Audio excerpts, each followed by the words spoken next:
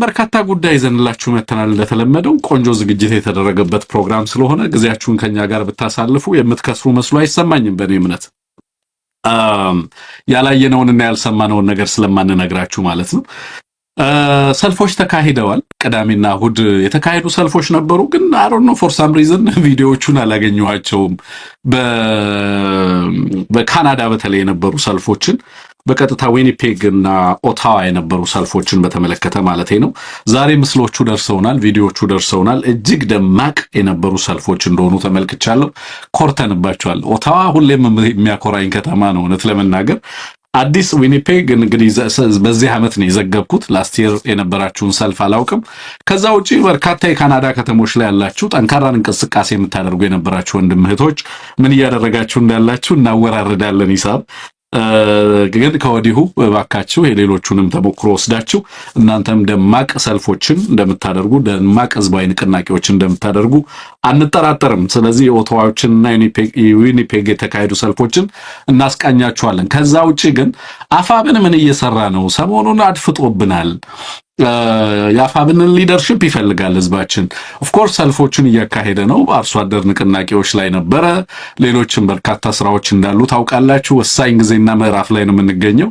ስለዚህ አመራሩ በየዕለቱ እየመጣ እንደበፊቱ ማዕከላዊነት ስለመጣ በየዕለቱ አመራሩን በሚዲያው ላይ ላናየው እንችላለን። በርካታ በፓራሌል የሚሰራ በጣም በርካታ ስራ እንዳለ ስለምገምት ማለት ነው።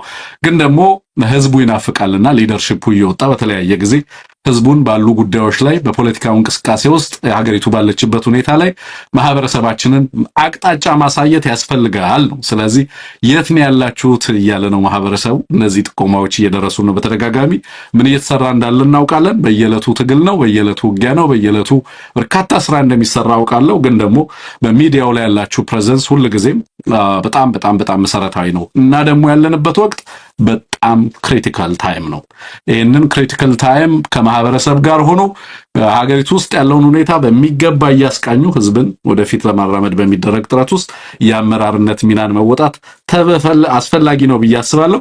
ግን በዲያስፖራ እየተሰራ ያለው ስራ የሚያኮራ ነው። ከአፋብን ተቋማት በተለይ በዲያስፖራ ማስተባበር ላይ የምትሰሩት ስራ እጅግ አስደንቆኛል። ከዛ ውጪ ህዝብ ሞቢላይዜሽን ላይ የምትሰሩት ስራ አስገራሚ ነው። ሌላውን ጉዳይ እናንተው የምታውቁት ነው ብዬ አስባለሁ። እዛ ላይ ሐሳብ መስጠት አንፈልግም። ስለዚህ እነዚህን ሰልፎች እናካሂዳለን። ስለ ዳታ ነጻነትና ስለ ዳታ ሉዓላዊነት አብይ አህመድ ሲያወራ ነበር። በቤኒሻንጉል ጉሙዝ አሶሳ ከተማ ላይ የኦሮሚያና የጋምቤላ ክልል አመራሮች ተገኝተዋል።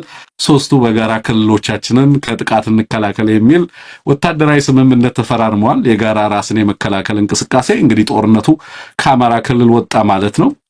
በሌሎችም ክልሎች እንደዚሁ እየተስፋፋ እየሄደ እንዳለ እየተመለከትን ያለነው።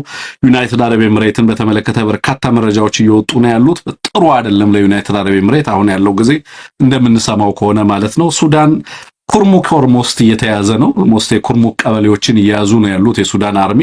ለአርኤስኤፍ በጣም መጥፎ ጊዜ ይመስላል። ለአብይ አህመድና ለአብይ አህመድ ደጋፊዎችም እንደዚሁ መጥፎ ጊዜ እየመጣ ያለ ይመስላል። ሌሎችም ጉዳዮች አሉን። እስከ መጨረሻው አብራችሁን ከቆያችሁ ወታደራዊ አዛዦቹ ፋኖን ተቀላቅለዋል የሚለው ዜናም እንደዚሁ የደረሰን ጉዳይ ነው። ናይሮቢ ላይ በጣም አስገራሚ ሰልፎች እየተደረጉ ነው። በበርካታ የኬንያ ከተሞች በርካታ ሰልፎች አሉ። ማታቱ ጠፍቷል እያሉ ነው ኬንያዎች። ማታቱ ማለት እንደ አዲስ አበባ አይነት ታክሲዎች ናቸው። በዚህ ላይ ሰፊ ቆይታ የምናደርግ ነው። በዳታ ሉዓላዊነት ዙሪያና አብይ አህመድ ያነሱትን ቅጥፈትም እንደዚሁ እናጋልጣለን በመረጃ። ሌሎችም ጀነራሎቹ ሰሞኑን በነበረው ወታደራዊ እንቅስቃሴ ዙሪያ ጀነራሎቹ ወጥተው ማስፈራሪያ ሰጥተዋል። በተለይ ደግሞ አካል ጉዳት ያጋጠማቸው ቦርድ የወጡ ወታደሮች ሰልፍ አድርገዋል ሰሞኑን። ያ ንቅናቄ ለአገዛዙ ራስ ምታት መሆኑን በግልጽ የተመለከትንበት ነው። ወጥተው እያወገዙ ነው ያሉት እና ከጀርባው ሌሎች አካላት አሉ የሚል ነገር እያነሱ እንዳሉ ጀነራሎቹ ተመልክተናል። ትላንት እኔ ፕሮግራም ሰርቼበታለሁ። ከጀርባው ሌላ ጉዳይ እንዳለው ግልጽ ማሳያዎች አሉ። ስለዚህ ወታደራዊ እንቅስቃሴ ከውስጥ ራሱ ሊመጣ የሚችል ስጋት እንዳየለ በመከላከያ ተቋማቶች ውስጥ ስናነሳ ነበር። ትናንትም ከትናንት ወዲያ ምን እናንሙትና ስለዚህ ለዛ የሚሆን ምላሽ እየሰጠን ያለው ብልጽግና በምንፈልገው መንገድ እየገባ እንዳለ መገንዘብ ይችላል። እስከመጨረሻው ድረስ አብራችሁን ቆዩ። ኤቢሲን አግዙ። የአማራ ብሮድካስት ሴንተርን ስታግዙ ለእናንተም ለአማራም ህዝብ ውለታ ትውላላችሁ፣ እኛንም ታግዛላችሁ። ለእኛ በርካታ ጥቅም አለው። በርካታ አቅም፣ በርካታ ፕሬዘንስ እና ቪዚቢሊቲ እንዲኖረን ያደርጋል። ሲደመር 1723093725 ላይ ኤቢሲን እና ኤቢሲን ፕሮግራሞች መደገፍ የምትችሉባቸው አማራጮች አሉ። ዌብሳይት ላውንች አድርገናል። በዌብሳይቱ ቀጥታ amarasat.org ላይ ገብታችሁ በቀጥታ ሜምበር መሆን ትችላላችሁ። ኖት ኦንሊ ሜምበር፣ በነገራችን ላይ ወደፊት ኒውስ ብሪፎች ይኖራሉ፣ ኦፒኒየኖችን ሼር እናደርጋለን። በየሳምንቱ የሚወጡ የአማራን ትግል በተመለከተ የምናሳልፋቸው ሪዞሉሽኖች ይኖራሉ። ሳምንታዊ አጠቃላይ ሁኔታዎችን የምንደስባቸው ሀገራዊ ቀጠናዊ ሁኔታዎች ኖት ኦንሊ በሚዲያ በፕሮግራሞቻችን በጽሁፍም የሚወጡባቸው ለበርካታ አካላት ተደራሽ በሚሆኑበት መንገድ እንሰራለን ብዬ አስባለሁ። ዌብሳይቱ እሱን አድቫንቴጅ ስለሚሰጠን እዛ ላይ ዌብሳይቱን ማገዛችሁን ቀጥሉ ማለት ነው። ሌላው በሳተላይት በርካታ ፕሮግራሞች ሀገር ቤት እየሄዱ ነው። ሳተላይቱ እስካሁን የሌላችሁ ሰዎች ከሽፋችኋል ብዬ ነው የማምነው። ሳተላይቱ በየቤቱ እንዲገባ እንዲደርስ ማድረግ ይጠበቅብናል። ይሄ ሁላችንንም ስለሚጠቅም ማለት ነው። የአማራውን ትግል የኢትዮጵያንም ትግል አንድ ስቴፕ ወደፊት ለማካሄድ የመረጃው ሚና ቀላል ስላልሆነ ይሄንን በማድረግ ረገድ በተለይ ለቤተሰቦቻችሁ ለወዳጅ ዘመዶቻችሁ ጠቁሙ፣ ሀገር ቤት ያሉ ሳተላይቱን እንዲያስገቡ። ከዛ ውጪ የዩቲዩብ ቻናሉ ሰብስክራይብ ቢደረግ ጥሩ ነው። ሻዶ ባኑ አልተነሳልንም። አሁንም እየሰራን ያለነው በሻዶ ባን ውስጥ ነው። እንደዛም ሆኖ ፕሮግራማችንን ፈልጋችሁ 15000 16000 ሰው እየመጣ ፕሮግራሙን በቀጥታ ያዋል ፈልጎ መጥቶ የሚያየው ማለት ነው። ከዛ ውጪ አይ ዶንት ኖ ምን ያህል ሰው እያየው እንዳለ ፕሮግራሙን ከኛ እየወሰዱ ፕሮግራሞችን እየሰሩ ያሉ ሰዎች አሉ ዩቲዩብ ላይ ማለት ነው። ዋናው ተደራሽነታችን ነው፣ የምናጣው ነገር ስለሌለ ማለት ነው። ስለዚህ በተለያየ መንገድ የሚሰሩ ሰዎችን እየተመለከትን እንዳለን አውቃለሁ። ግን ደግሞ እነሱን ለማስቆም የምናደርጋቸው ጥረቶች የሉም። በብዛት በዋናነት ስራችንን መስራትና ተደራሽነቱን ማረጋገጥ ላይ ስለሆነ ለማለት ነው። መልካም ቆይታ እንዲሆንላችሁ ተመኝቼ አንሙትን ወደ ፕሮግራሜ ጋብዛለሁ። ቆይታችሁ ያማረ እንዲሆን ከልብ እመኛለሁ።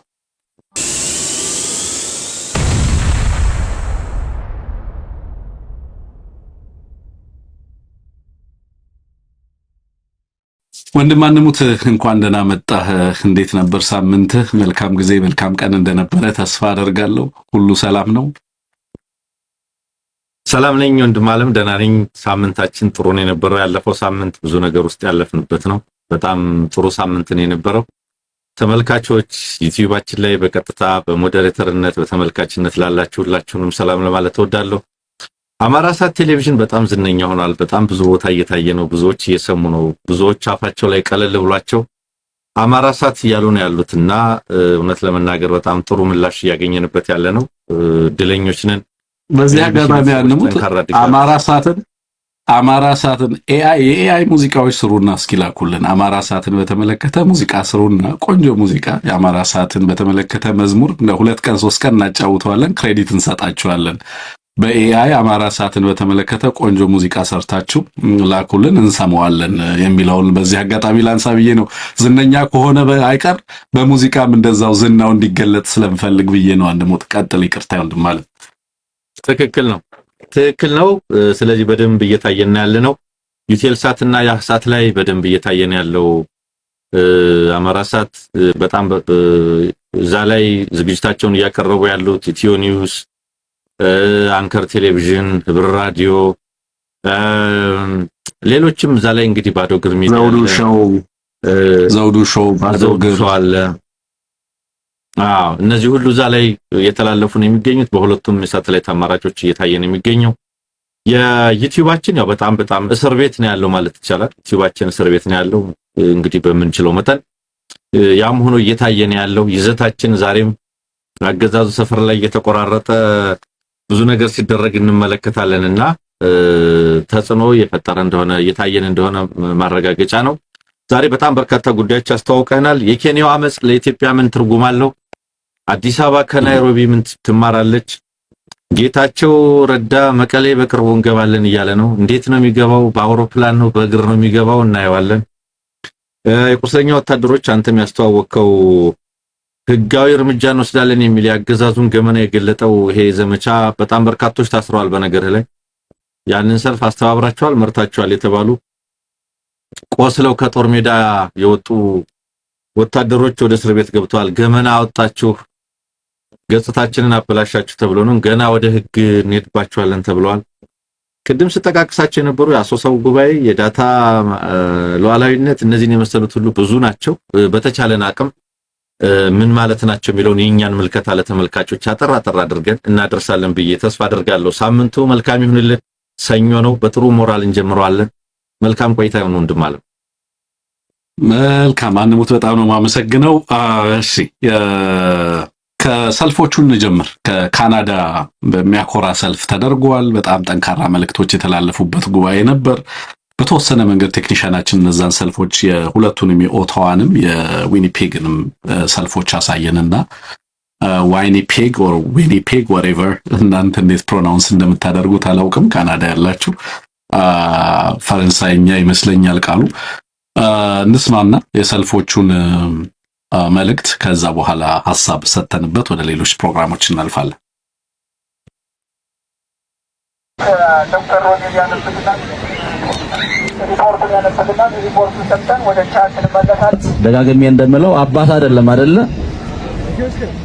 ቄስም ይሁን መለኩሴም ይሁን ጳጳስም ይሁን ሼህም ይሁን ፓስተር በአማራ እልቂት በአማራ ሞት በአማራ ሰቆቃ የማይገኝ ከሆነ አባት ብለን መጥራት የለብንም።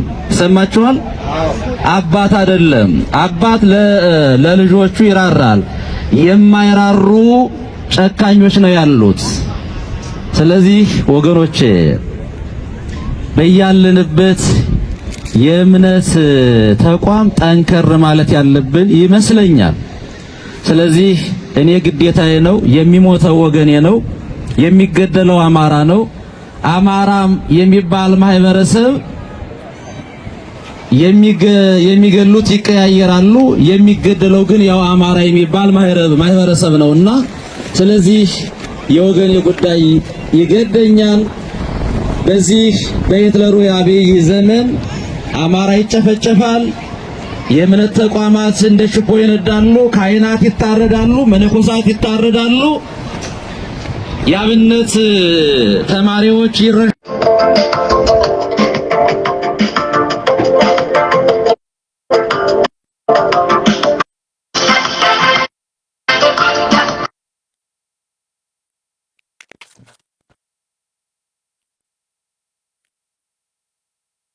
ቴክኒሻናችን የአባታችንን መልእክት እንግዲህ እንድታስጨርሰን ፈልገን ነበር። እኔና እንሙት ጠንከር ያለ መልእክት ነው ሁልጊዜም የሚያስተላልፉት። አጋጣሚ እንደዚህ ተገኝቶ ሙሉን ብንሰማው ጥሩ ነው። ምናልባት ሳተላይት ላይ ከፕሮግራማችን በኋላ ሙሉ ንግግራቸውን እናስኬድ ነው የሚሆነው። አንሙት ደመቅ ያለ ሰልፍ ነው መመለከተው ሁለቱም ከተሞች ላይ። አንሙት በጣም ደስ የሚል ተርናውት ነው የማየው።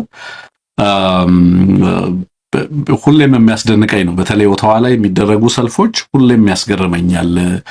ከአውሮፓ ከተሞች ቀጥሎ እንግዲህ በጣም ጠንካራ ሰልፎች ከሚደረጉባቸው ከተሞች የካናዳ ከተሞች መመለከተው አንሙትና እንዲህ አይነት ሰልፎች እንግዲህ ትላንትና ሜልቦርን ስናነሳ ነበር የነበረው። በተለያዩ ከተሞች ላይም ከዚህ በፊት እንግዲህ ፓሪስንም እየተመለከትን ነበር። በርካታ አካባቢዎች በበርካታ ከተሞች ላይ በርካታ ሰልፎች እየተደረጉ ነው ያሉትና እንደው ትንሽ በዚህ ላይ ሐሳብ ብታክልበትና ወደ ቀጣዩ ፕሮግራማችን እናልፋለን። ትክክል ነው። ይሄ ሰልፍ እስከ 30 የሚቀጥል ነው። በጣም በርካታ ከተሞች ላይ የሚካሄድ ነው። አውሮፓ ላይ፣ አሜሪካ፣ ሰሜን አሜሪካ፣ ካናዳ እና አሜሪካ ላይ በተለያዩ አካባቢዎች የሚካሄድ ነው። በጣም ጠቃሚ ነው። ብዙ መልእክት ያለው ነው። ከዚህ ቀደም አቅርበነዋል። አገዛዙም በተዘዋዋሪ መንገድ የምርጫው ተቀባይነት ላይ ተጽዕኖ ሊያሳድር የሚችል በተለይ በምርጫው ዓለም አቀፍ ተቀባይነት ላይ ተጽዕኖ ሊያሳድር የሚችል የዲያስፖራ ጥረት አለ በሚል በሆርን ሪቪው ጽሑፍ ያወጣበት ነው። ስለዚህ ይሄ ሰልፍ በጣም ጠቃሚ ሰልፍ ነው። ዲያስፖራዎች እንደዋዛ ልትመለከቱት አይገባም። በአንድ ወይ በሌላ መንገድ ጥቂቶች ይውጡ ብዙዎች ይውጡ ዳዝንት ማተር፣ ነገር ግን መልእክቱ መሰማት አለበት። የሚመለከታቸው አካላት፣ ሚዲያዎች፣ የሀገሪቱ ተቋማት በሙሉ እንዲያውቁት መሆን አለበት። የኢትዮጵያ ምርጫ በኢትዮጵያ ኮሚኒቲ እውቅና የሌለው ነው የሚለው ነገር በአግባቡ መታየት መቻል አለበት። ደብዳቤዎቻችሁ፣ የምትፈርሟቸው ወረቀቶች፣ ሰልፎቻችሁ በሙሉ ይሄንን መልእክት ማስተላለፍ አለባቸው። ይሄ ደግሞ በተለያዩ ከተሞች ላይ እየቀጠለ ነው። እንግዲህ ዛሬ ገና 18 ነው። እስከ 30 ለሚቀጥሉት 12 ቀናት ተመሳሳይ ሰልፎችን በተለያዩ የዓለም ክፍሎች እንመለከታለን። ይሄ እጅግ በጣም ጠቃሚና አስፈላጊ ነገር ነው። የዲያስፖራ ንቅናቄ ይህንን የመሰለ ነው። ይህንን የመሰለ ንቅናቄ ነው የሚያስፈልገው፣ ይህንን የመሰለ ጥረት ነው የሚያስፈልገውና ሁልጊዜም በአንድ ጉዳይ ላይ ኮንሲስተንትሊ ለአንድ ወር ያክል ጄኖሳይድ በሚካሄድበት ሀገር ምርጫ ሊካሄድ አይችልም የሚል በዘር ማጥፋት መካከል ምርጫ አይካሄድም የሚለው ድምጽ ከአማራ ከኢትዮጵያ የዲያስፖራ ኮሚኒቲ በግልጽ እየተሰማ ያለ በመሆኑ ሊጠናከር የሚገባው ነው። ገና ግማሽ ገደማ ላይ ያለ ነው። ለሚቀጥሉት 12 ቀናትም ይሄው ይሄዳል።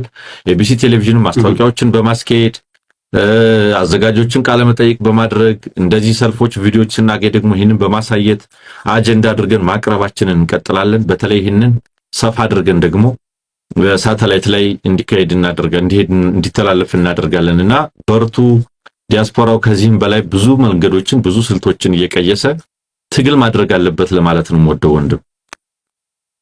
ያ አነሙት እጅግ እንግዲህ አብዝተን ከምንጓጓላቸውና እንግዲህ ወደፊት ሄደን በአካልም እንጠይቃቸው ከምንጓጓላቸው በጣም አብዝተው ጠንክረው ከሚሰሩ ወንድሞች መካከል በካናዳ የሚገኙ ወንድሞቻችን ግንባር ቀደም ናቸው። በተለይ እንግዲህ ዩኬ እና ፍራንክፈርትን ብዙ ጊዜ ለንደንና ፍራንክፈርትን አነሳለሁ ነበር ሚንግሃም ሳረሳ ማለቴ ነው።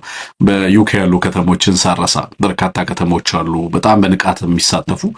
ከዛ ውጪ በጀርመን ያሉ የአማራ ማህበራትና ተቋማት እንደዚሁም በካናዳ በተለይ አሁን የምንመለከታቸው ከተሞች በዚህ በዋሽንግተን ጨምሮ በአሜሪካም ከተሞች በርካታ ከተሞች ላይ ንቁ ተሳትፎ ግን ከነዚህ ጋር ሲነጻጸርብኝ በተለይ እነዚህ በአውሮፓና በካናዳ የሚደረጉ ሰልፎች ሰሞኑንም አሁን ሜልቦርን ላይ ያየሁት ነገር በጣም የሚያበረታታ ሆኖ ተመልክቻለሁ። በርቱልን፣ በጣም ኮርተንባቸዋል። ከአማራ አርሶ አደር አንጻር ገና ብዙ አልሰራንም። የአማራ አርሶ አደር ቀድሞን ሄዷል ብዬ ነው የማስበው በዚህ ትግል ውስጥ። ስለዚህ የምንወዳደረው ከነሱ ጋር ነው። በየአርሶ አደሩ ቀይ ካየናቸው ሰልፎች ጋር ነው። በየዕለቱ ለህልውናው አርሶ አደራችን ህዝባችን ሲወጣ እኛ ደግሞ ማንን የሚለውን ነገር እንድንጠይቅ የምንገደድበት ነው ብዬ ነው ማስበውና እንዲህ አይነት ስራዎቻችሁ ተጠናክረው ቢቀጥሉ መልካም ነው። እንግዲህ በቀጣይ የሚኖሩ ሰልፎችንም በቀጥታ ለህዝብ የምናደርስ ነው የሚሆነው። ይህንን ስለምታደርጉ በአማራ ህዝብ ስም እናከብራለን፣ እናደንቃለን። ዋው! አዲስ አበባ የሰላም አንሙት። ወደ ፋኖ ነክ ጉዳዮች ከመግባታችን በፊት በወለጋ በርካታ ድሎች እንዳሉ ሰምተናል። በርካታ ወታደራዊ አመራሮችም ጭምር እየገቡ ነው። እንደውም የተኩሱ ሽፋን እየሰጠ ፋኖ ወታደራዊ አመራሮችን እያስኮበለለ መሆኑን እየሰማን ያለ ነው። ትልቅ ደረጃ ተደርሷል። በነገራችን ላይ በዚህ ረገድ ከሚሊሻ ጋር የሚደረገው ትላንት በስፋት አንስቼዋለሁ። ሚሊሻ ምን እያደረገ እንዳለ አንሙት እየሰማህ ነው፣ የሚወጣውን መረጃ እየተመለከትክ ነው ብዬ አስባለሁ። ከዛ ባሻገር ግን ወታደራዊ አመራሮች በጣም በርካታ ወታደራዊ አመራሮች ኦልሞስት አሁን ወደ ሌሎች ወታደራዊ ተቋማት ፕላን ቢዎችን ወደ ማንቀሳቀስ እየተገባ ያለ ይመስለኛል። አሁን በክልሎች መካከል እየመጣ ያለውን ስምምነት ስትመለከት ሀገሪቱ ውስጥ አሉ የሚባሉ ተቋማት ኮላፕስ እያደረጉ እንደመጡ ማሳያ ይመስለኛል። የጸጥታ ተቋማት እየወደቁ ክልሎች የራሳቸውን የጸጥታ ሁኔታ በእጃቸው ራሳቸው እንዲወስኑ ለማድረግ እየተገደዱ የመጡበት ጊዜ ላይ እየተደረሰ እንዳለ ነው የምትመለከተው። አዲስ አይደለም፣ ግን በግልጽ ያገዛዙን ወታደራዊ ሽንፈት የሚያሳዩ አድርገን እንወስዳቸዋለን። አዲስ አበባ ላይ ግን የአዲስ አበባ የሰላም ሰራዊት ተመርቆ ተመልክቻለሁ። ሰላም ሰራዊት ኮት ማለት ነው። እና እስኪ እንስማው፣ የሰላም ሰራዊቱንም እንመልከተው ምን እንደሚመስል። ይቅርታ ወንድም አለም፣ ምናልባት ስለ ሰልፍ ስለነበር እያወራን ያለ ነው። ከካናዳ ካልጋሪ ይመስለኛል እንግዶች አሉ የሚል መልእክት እየደረሰኝ ነውና ከቴክኒሻናችን ምናልባት ዝግጁ ከሆኑ የእነሱን መልእክት ከዚሁ ከዲያስፖራው ንቅናቄ ጋር አያይዘን መልእክታቸውን አስተላልፈን ብንቀጥል ምን ይመስላል ማለት ነው። እንግዳው ቀጥታ መስመር ላይ ያገኘናቸው ነው፣ አቶ አሊ ይመስልኛል። ትንግርቱ ቃለ መጠይቅ መቀጠል ይችላል። ጋሻሊ ገና አምተን ሳንጨርስ ገባ እና ከኦታዋ ውጭ ያላችሁ የካናዳ ወንድሞቼ ታሉ እያልን ነበር፣ እያሰብን ነበር። አንተን እያሰብኩ ነበር ስናገርም የነበረው። እናንተ ካልጋሪ ላይ ያላችሁ፣ ኤድመንተን ያላችሁ፣ ቶሮንቶ ያላችሁ በጣም በርካታ ከዚህ በፊት በርካታ እንቅስቃሴ በማድረግ የምናውቃችሁ ወንድም እህቶች ናችሁና እንኳን ደህና መጣህ ጋሻሊ። ለኤቢሲ ለምታደርገው ድጋፍ፣ አማራውን ለማስተባበር ለምታደርገው ድጋፍ ከፍ ያለ አክብሮት አለን። በጣም ደስ ብሎናል እዚህ ስለተገኘ። እንደምን ዋላችሁ እንደምን አደራችሁ ፕሮፌሰር ትንግርቱ እንዲሁም ማንሙት በጣም የማደንቃችሁ የሚዲያ ሰዎች ናችሁ። ትልቅ ጦርነት ውስጥ ነው ሁልጊዜም ያላችሁት፣ ባለድሎች ናችሁ። ብዙ መከራዎችን እያለፋችሁ እንደመጣችሁ ተመልክቻለሁ። እኛም በአቅማችን ማድረግ የምንችለውን ሁሉ ለእናንተ ለማድረግ በአማራ ሕዝብ ስም፣ በገበሬው ስም፣ በእናቶቻችን በአባቶቻችን ስም፣ ትምህርት ቤት በተከለከሉት ህፃናቶች ስም ማድረግ የምንችለውን ወደኋላ ማለት አልፈልግም እና ዛሬም ስላገኘኋችሁ ደስ ብሎኛል። አመሰግናለሁ። በዚህ ቦታ ላይ እንድገኝ ስለጋበዛችሁ። እሺ ጋሻሊ ደስ ይለኛል ሁሌም ሳወራ እና ብዙ ነገር ብዙ ድምጸትህ ውስጥ ብዙ ነገር ስለምሰማ ደስ ይለኛል እና ዛሬም ስለመጣህ በጣም ብዙ ነገር ማለት ነው ለኛም። አቶ አንተነም እንኳን ደህና መጣህ። አንተም ስለተገኘ ከኛ ጋር በጣም ደስ ብሎናል። እንኳን ደህና መጣችሁ ሁለታችሁ። አመሰግናለሁ። ቴንክ ዩ። እሺ ሰልፎች እንዳሉ እየሰማን ነው። ጋሻሊ ካንተ ልጀምርና በካልጋሪ ምን ልታደርጉ ነው ያሰባችሁት? እንግዲህ በኦቶዋና ቅድም እያነሳው ነበር ዋይኒፔግ ሁለቱ ከተሞች ላይ ጠንከር ያሉ ሰልፎች ተካሂደዋል። ከካልጋሪ ደግሞ ምን እንጠብቅ? መቼ ነው ሰልፋችሁን ማድረግ ያሰባችሁት? በከተሞች ውስጥ በሰልፎቻችሁ ውስጥ ምን አይነት መልእክቶች እንደሚስተጋቡ እስኪ ብታነሱልን። ለምንድን ነው ሰልፍ የምታደርጉት? በጣም ጥሩ ወንድሞቼ፣ ይህንንም ሚዲያ የምትከታተሉ ኢትዮጵያውያንም ሆነ በተለይ የአማራ ተወላጆች ትናንት የምናውቃት ኢትዮጵያ ከሱዳን እስከ ሶማሌ ከቀይ ባህር እስከ ሞያሌ ተከብራ የኖረች ሀገር፣ ዜጎቿም በሀገር ውስጥ ያለምንም እንቅፋት ከጠረፍ እስከ ጠረፍ ይንቀሳቀሱባት የነበረች ሀገር ዛሬ ትንሹም ትልቁም መፈንጠዣ ጅቡቲም በአቅሟ ገብቶ አፋርን እየኮረኮመ ደቡብ ሱዳንም ሀገራችን ገብቶ ባንዲራውን አውርዶ የነሱን ባንዲራ ተክሎ ወርቅ እየቆፈረ የሱዳንም የጎንደርን ገበሬዎች መሬት ቀምቶ ለም የሚባለውን 700 ኪሎ ሜትር ተቀምጦ ህዝባችን በመሃል ሀገር የሚቀመጠውም ህፃናቶች ትምህርት ቤት እንዳይሄዱ፣ እናቶች አባቶች ወጥተው እንዳይገቡ ሀዘናቸው ከቀን ወደ ቀን እየጨመረ የመጣበት ወቅት ነው። ምክንያቱም ሀገሪቱ ህዝቧን በሚጠላ ባንዲራዋን በሚጠላ ሀገሪቱን በሚጠላ እጆች ውስጥ ስለገባች ክፋቱ ከዕለት ወደ ዕለት እየከፋ መጥቷል። ይህንኑ ክፋት እያየን የእስከዛሬው አልበቃም ብሎ አሁንም በአደባባይ ምርጫ እያሉ ለይስሙላ ብቅ አሉ። በቃ የምንለው መቼ ነው? ግፉ በቃን ብለን የምንለው መቼ ነው? ስልጣንም አንፈልግም፣ ገበሬው ትምህርት ቤትም ስራልኝ ሆስፒታልም ማሰራልኝ አይደለም፣ ልኑር ብሎ እየጠየቀ እያለቀሰ በቆረቆረው ከተማ እንዳትገባ እናቶች እኮ ሪፈር ተጽፎላቸው ልጆቻቸውን እንደሚዳቆ መንገድ ላይ ወልደዋል። አዲስ አበባ አትገቡም ተብሎ ታዲያ ይህንን እያየን አሁንም ለምርጫ እናዘጋጃለን? ለምርጫ ይታሰባል? በቃ ልንል ይገባል። ማንኛውም ሰው የሆነ ሁሉ በእኛ ላይ የሚደርሰውን ግፍና በደል በቃ ለምርጫው አይደለም ይበቃናል፣ እልቂቱ መፈናቀሉ ይበቃናል ልንል የሚገባበት ወቅት በመሆኑ ያንን እዚህ ያለን ሰዎች ደግሞ ገበሬው ከፊት ለፊታቸው ዙ 23 እየጮኸበት እግረኛው ከፊት ለፊቱ በጥይት እየለበለበው በቃን እያለ እየጮኸኛ በሰላም ሀገር ተቀምጠን ደግሞ ይህንን ለመቃወም ምንም የሚያስፈራን ምንም የሚያቆመን ነገር አይኖርምና ይህንን ድርጊት በቃ ልንል በዛ ዝግጅት ላይ ነን ለማለት ወዳለሁ። ተመልሼ እመጣለሁ። ቴንኪው። እሺ ጋሻሊ እንደው በጣም ልብ የሚነካ ነገር ነው የተናገርከው። አቶ አንተነህ እስኪ ሰልፉን በተመለከተ ምንድነው ልታስተጋቡ ያሰባችሁት? በዚህ ሰልፍ ላይ የምታነሷቸው ዋና ዋና ጉዳዮች ምንድናቸው? በቀጥታ ከአማራ ህዝብ ከኢትዮጵያ ህዝብ ስቃይ ጋር እንዴት ይገናኛሉ? በሰልፉ ላይ የሚተላለፉት መልእክቶችስ ምንድናቸው የሚለውን ነገር እንደው አንሳልኝ። እሺ አመሰግናለሁ። የሰልፉ ዋና ዓላማ በኋላ በደንብ እንሄድበታለን። ባለንበት ሀገር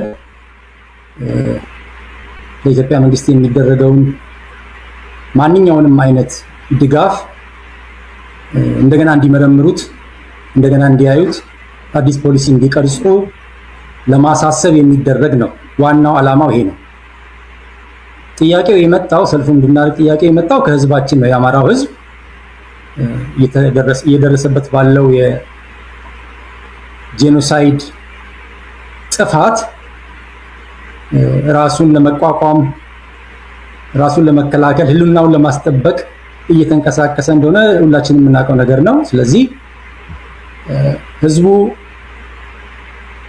መንግስት ምርጫ ብሎ ያወጀውን ነገር ተጨማሪ የመገደያ ተጨማሪ የህዝባችን መጥፊያ የልማታችን መውደሚያ ጊዜ እንዲያገኝ ድምጻችንን ልንሰጥ አንችልም። ጦርነት አውጆብን በጦርነት ላይ ሆነ ምን አይነት ምርጫ ነው የምናካሄደው ብሎ ህዝቡ በአማራ ክልል ወጥቶ ድምጹን በይፋ አሰምቷል። ስለዚህ ይህን እየሰማን እኛ ከህዝባችን ጎን መሆናችንን የምናረጋግጥበት ለዛም የሚያስፈልጉ ስራዎች እገዛዎች የምናደርግበት በዲፕሎማሲው አድቮኬሲ ሊሆን ይችላል። አሁን እንደምናደርገው በእርዳታ በሰብአዊ እርዳታ ሊሆን ይችላል። ድምጽ ለሌለው ህዝብ ድምጽ በመሆን በተለያየ መንገድ የህዝባችንን ጥያቄ ተቀብለን በዓለም አቀፍ መድረክ በምንኖርበት አገር መንግስት ህግ እና እንቅስቃሴዎች ላይ ተሳትፈን ፖሊሲዎችን እያስቀየርን አሁን ዘር አጥፊ የሆነው መንግስት ላይ አስፈላጊውን ተጽዕኖ እንዲደረግ ህዝባችን ከጥፋት እንዲድን የሚደረጉ እንቅስቃሴዎች አካል ነው ለማለት ፈልጋለሁ። ተጨማሪ ጥያቄዎች ሲኖሩ እናመሰግናለሁ። እሺ አመሰግናለሁ አቶ አንተነህ። በጣም ቆንጆ አድርገህ ነው ያቀረብክልን ጋሻሊ። ምናልባት አንሙትም ጥያቄዎች ካሉ ኢንተርጀክት ማድረግ ትችላለህ። ስፖሎ ክፍት ነው። ጋሻሊን ማንሳት የምፈልገው ነገር በእነዚህ ሰልፎች ላይ እንግዲህ በበርካታ ከተሞች ላይ እየተደረጉ ያሉ ሰልፎች አሉ። በካናዳም አሁን ትላንትናና ከትናንት ወዲያ ሁለት ሰልፎችን ስንሰማ ነበር የነበረው። በጣም ደማቅ ሰልፎች ናቸው ሲደረጉ የነበረው። ከአግላሪ አካባቢ ላይ የሚገኙ ከተሞች አጠቃላይ ወደ አንድ ቦታ ላይ ወደ አንድ ማዕከል መጥተው እናንተ ጋር እንዲሰለፉ በዚህ አጋጣሚ አካባቢዎቹንና ከተሞቹንም ጠቅሰ ጥሪ ብታደርግላቸውም ደስ ይለናል። ከዛ ባሻገር ግን በመላ ዓለም ለሚገኘው የአማራ ህዝብም በተለይ ዲያስፖራው እንደዚህ አይነት እንቅስቃሴዎችን የሚያደርግ ዲያስፖራ ጠቀሜታውና ፋይዳውስ ምንድነው? ሌሎችስ ከዚህ ምን መውሰድ አለባቸው? ሰልፍ እያደረጉ ያልሆኑ በዚህ ንቅናቄ ውስጥ ያልገቡ የአማራ ተወላጆችንም በተመለከተ እንደው ምክረ ሐሳብህን ተግሳጽህንም ቢሆን ብታስተላልፍልን ደስ ስለሚለን። በጣም አመሰግናለሁ። አስፈላጊ ጥያቄ ነው። እንደ በደላችንና እንደ ግፋችን ከሆነ ተኝተን ልናድር አይገባም እኮ። ቀስቃሽም አያስፈልገንም ነበር። ዛሬ የኢታማጆር ሹሙ ቱርክ ቢሄድ፣ ፕራይም ሚኒስትሩ ካዛክስታን ቢሄድ መግደያ መሳሪያ ለማምጣት ነው። መግደያ የበለጠ መጨረሻ 10 ይገል የነበረውን በአንድ ጊዜ 50 ሰው ሊገልለት የሚችል መሳሪያዎችን ፍለጋ ነው የሚንቀሳቀሱ የራሱን ህዝብ ወገኑን። ያ ደግሞ በአደባባይ ነው፣ ተደብቆ አይደለም። የውጭ ሚዲያ እንዳይዘግበው ተደርጎ በድብቅ እንዳልቅ የተደረገ ህዝብ ነው። እውነት መላው ኢትዮጵያውያን በተለይም አማራ ነኝ የምትሉ በአሁኑ ሰዓት እኛ ላይ የሚደረገው በደልና ግፍ እንዴት እንደማይታያችሁ አይገባኝም። ምን ቢሆን እንደሚሰማችሁ እናት ተደፈረች፣ አባት መስጊድም ይሁን ቤተክርስቲያን ዘንቶ ወጥቶ መግባት አልቻለም፣ ልጆች ትምህርት ቤት መሄድ አልቻሉም። የክፋቱ ክፋት እነሱ የሰሩትን አይደለም። በድህነት አቅሙ ከድሮ ጀምሮ የተሰሩ ትምህርት ቤቶች እያፈረሰ ወታደር ካምፕ ሲያደርጋቸው፣ ጤና ጣቢያዎች እያፈረሰ ወታደር ካምፕ ሲያደርጋቸው፣ ከዚህ በላይ ምን እንዲመጣልን እንፈልጋለን? ይህንን ድርጊት ያልተቃወም ማንን እንቃወማለን? ይሄ ያልተሰማን ምን ይሰማናል? ወንድሞች ሩዋንዳ እኮ 800 ሺህ ህዝብ አለቀ ተብሎ ነው በዓለም ላይ እንዲጮህ የተደረገው። የኛ እኮ የዛን እጥፍ ሆኗል። ሚዲያ አይዘግበውም እንጂ ገበሬው አያርስም፣ ከውጭ ሸቀጥ አይመጣለትም። በረሃብ እንዲያልቅ ያለ ሕክምና ተከቦ እንዲያልቅ የታዘዘበት ህዝብ እኮ ነው። ሊሰማን ይገባል። በዚህ አካባቢ የምትኖሩ ይህንን ግፍና በደል የምታውቁ፣ በካልጋሪ አካባቢ የምትኖሩ ማንኛውም ግፍና በደልን የምትቃወሙ የምታወግዙ በቦታው ላይ እንድትገኙልን ጥሬን አስተላልፋለሁ። ካልጋሪ ሲቲ ሆል ቅዳሜ ሰላማዊ ሰልፍ እናደርጋለን። ሰላማዊ ሰልፉም ስልጣን ይሰጠን ትምህርት ቤት ይሰራልን አይደለም። ለቺኖ ጋይስ ምንም አንፈልግም። የምንፈልገው እልቂቱ ይቁምልን። ምርጫ የሚባለው ስራ ምርጫ የሚባለው በአሁኑ ሰዓት ሊከናወን አይገባም። የውጭ መንግስት ምንም አይነት ድጋፍ ሊያደርግለት አይገባም። ይህንን በደል እያንዳንዳችን በአካባቢያችን ላሉ የመንግስት ተወካዮች ማሳወቅ፣ ማሳየት፣ በጽሁፍ ማስረዳት ይጠበቅብናል። ለዛ የተወከለ ሰው እያንዳንዳችን ኃላፊነት ወስደን ማድረስ ይገባናል። ከውጭ ምንም አይነት ድጋፍ ሊደረግለት አይገባም። የሚገባለት የእርዳታ የገንዘብ የሚሆን ስንዴ ሽጦ መሳሪያ የሚገዛ መንግስት ነው ያለን። የራሱን ህዝብ የሚጨርስበትን መሳሪያ ይገዛል እንጂ ለተራበው ህዝብ ዱቄትም ሆነ አንቲባዮቲክ አይደርሰውም፣ ፓናዶል አይደርሰውም። ከውጭ ምንም አይነት ድጋፍ ሊኖረው አይገባም ልንል ይገባል። ይህ መንግስት እስካለ ድረስ ህዝባችን ሰላም የለውም። ትግራይ፣ ጎንደር፣ ወሎ፣ ጎጃም፣ ሸዋ፣ ወለጋ አብዛኛው የኢትዮጵያ ህዝብ ሰላም ባጣበት ጊዜ ያንን ሰላም ሊያገኝ የሚችልበትን መንገድ ድህነቱን እንኳን ይዞ በሰላም ወጥቶ የሚገባበትን መንገድ የምናገኝበትን መንገድ መጣር መጠየቅ ይኖርብናል እንጂ ለምርጫ መዘጋጀት የለብንም። ይሄ ምርጫ ድጋሜ በደል የሚጨርስበትን ጊዜ የሚያራዝምበት ስለሆነ ሁላችንም ያንን አጥብቀን ልንቃወም ይገባል፣ ሊደረግም አይገባውም የሚል ሐሳብ ነውና በዚህ ላይ እያንዳንዱ ኢትዮጵያዊ ይህንን በደል የሚቃወም በቦታው ላይ እንድትገኙልን ለማለት እወዳለሁ። ይሄ ነው በኔ በኩል። እናመሰግናለን። እሺ ጋሻሊ ቀኑን አቶ አንተነህ ቀኑንና የሚካሄድበትን ስፍራ እንድታስታውስልን እና ሁሉም መገኘት እንዳለባቸው ለሁሉም ተቋማት ጥሪ እንድታስተላልፍ መድረኩን ወይንም ደግሞ ማይኩን እለቅልሃለሁ። እሺ እዚህ ጋር አመሰግናለሁ። ወንድሜ አቶ አሊ እንዳሉት በካልጋሪ የሚካሄደው ሰላማዊ ሰልፍ ቅዳሜ ሜይ 23 11 AM to 2 PM ድረስ ነው። በዚህ ፕሮግራም ላይ ካልጋሪ አማራ ማህበር አባላት እና የአማራ ትግል ደጋፊዎች ኢትዮጵያውያን አሉ የሚተባበሩን እና ሌሎችም በካልጋሪ ዙሪያ የምትገኙ ከዚህ በፊት እንደምናደርገው ኤድመንተኖች እኛ ጋር የኤድመንተን ከተማ የአማራ ማህበራት አባላት እኛ ጋር መጥተው ሰልፍ ያደርጋሉ። ከኛ ጋራ በተለያየ ፕሮግራም ውይይቶች እናደርጋለን፣ አብረን እንሰራለን። ኤድመንተኖችም ተጋብዘዋል። ሌት ብሪጅ፣ ሬድ ዲር የሚባሉ የካልጋሪ ዙሪያ ያሉ ከተሞች፣ ትናንሽ ከተሞች ያሉ ወገኖቻችን እስከዛሬ ከኛ ጋር በመሆን ምንም ጥቂት ቢሆንም ቁጥራቸው በትናንሽ ከተሞች ወደ ካልጋሪ በመምጣት ድጋፋቸውን ሲያደርጉ ቆይተዋል። ዛሬም በዚህ መልኩ ጥሪያችንን እናደርሳለን። ሞር ሰዎችን ወይም የህሉና ትግሉን ደጋፊዎች ይህንን ጉዳይ እንዲያግዙ በካልጋሪ ካናዳ ለተጠራው ሰልፍ እንድትገኙ በካልጋሪ ሲቲ ሆል ፕላዛ ላይ ድሮም የምናደርግበት የታወቀ ቦታ ነው። እዛ እንድንገናኝ 11 AM ቅዳሜ ጥሪያችንን እናስተላልፋለን።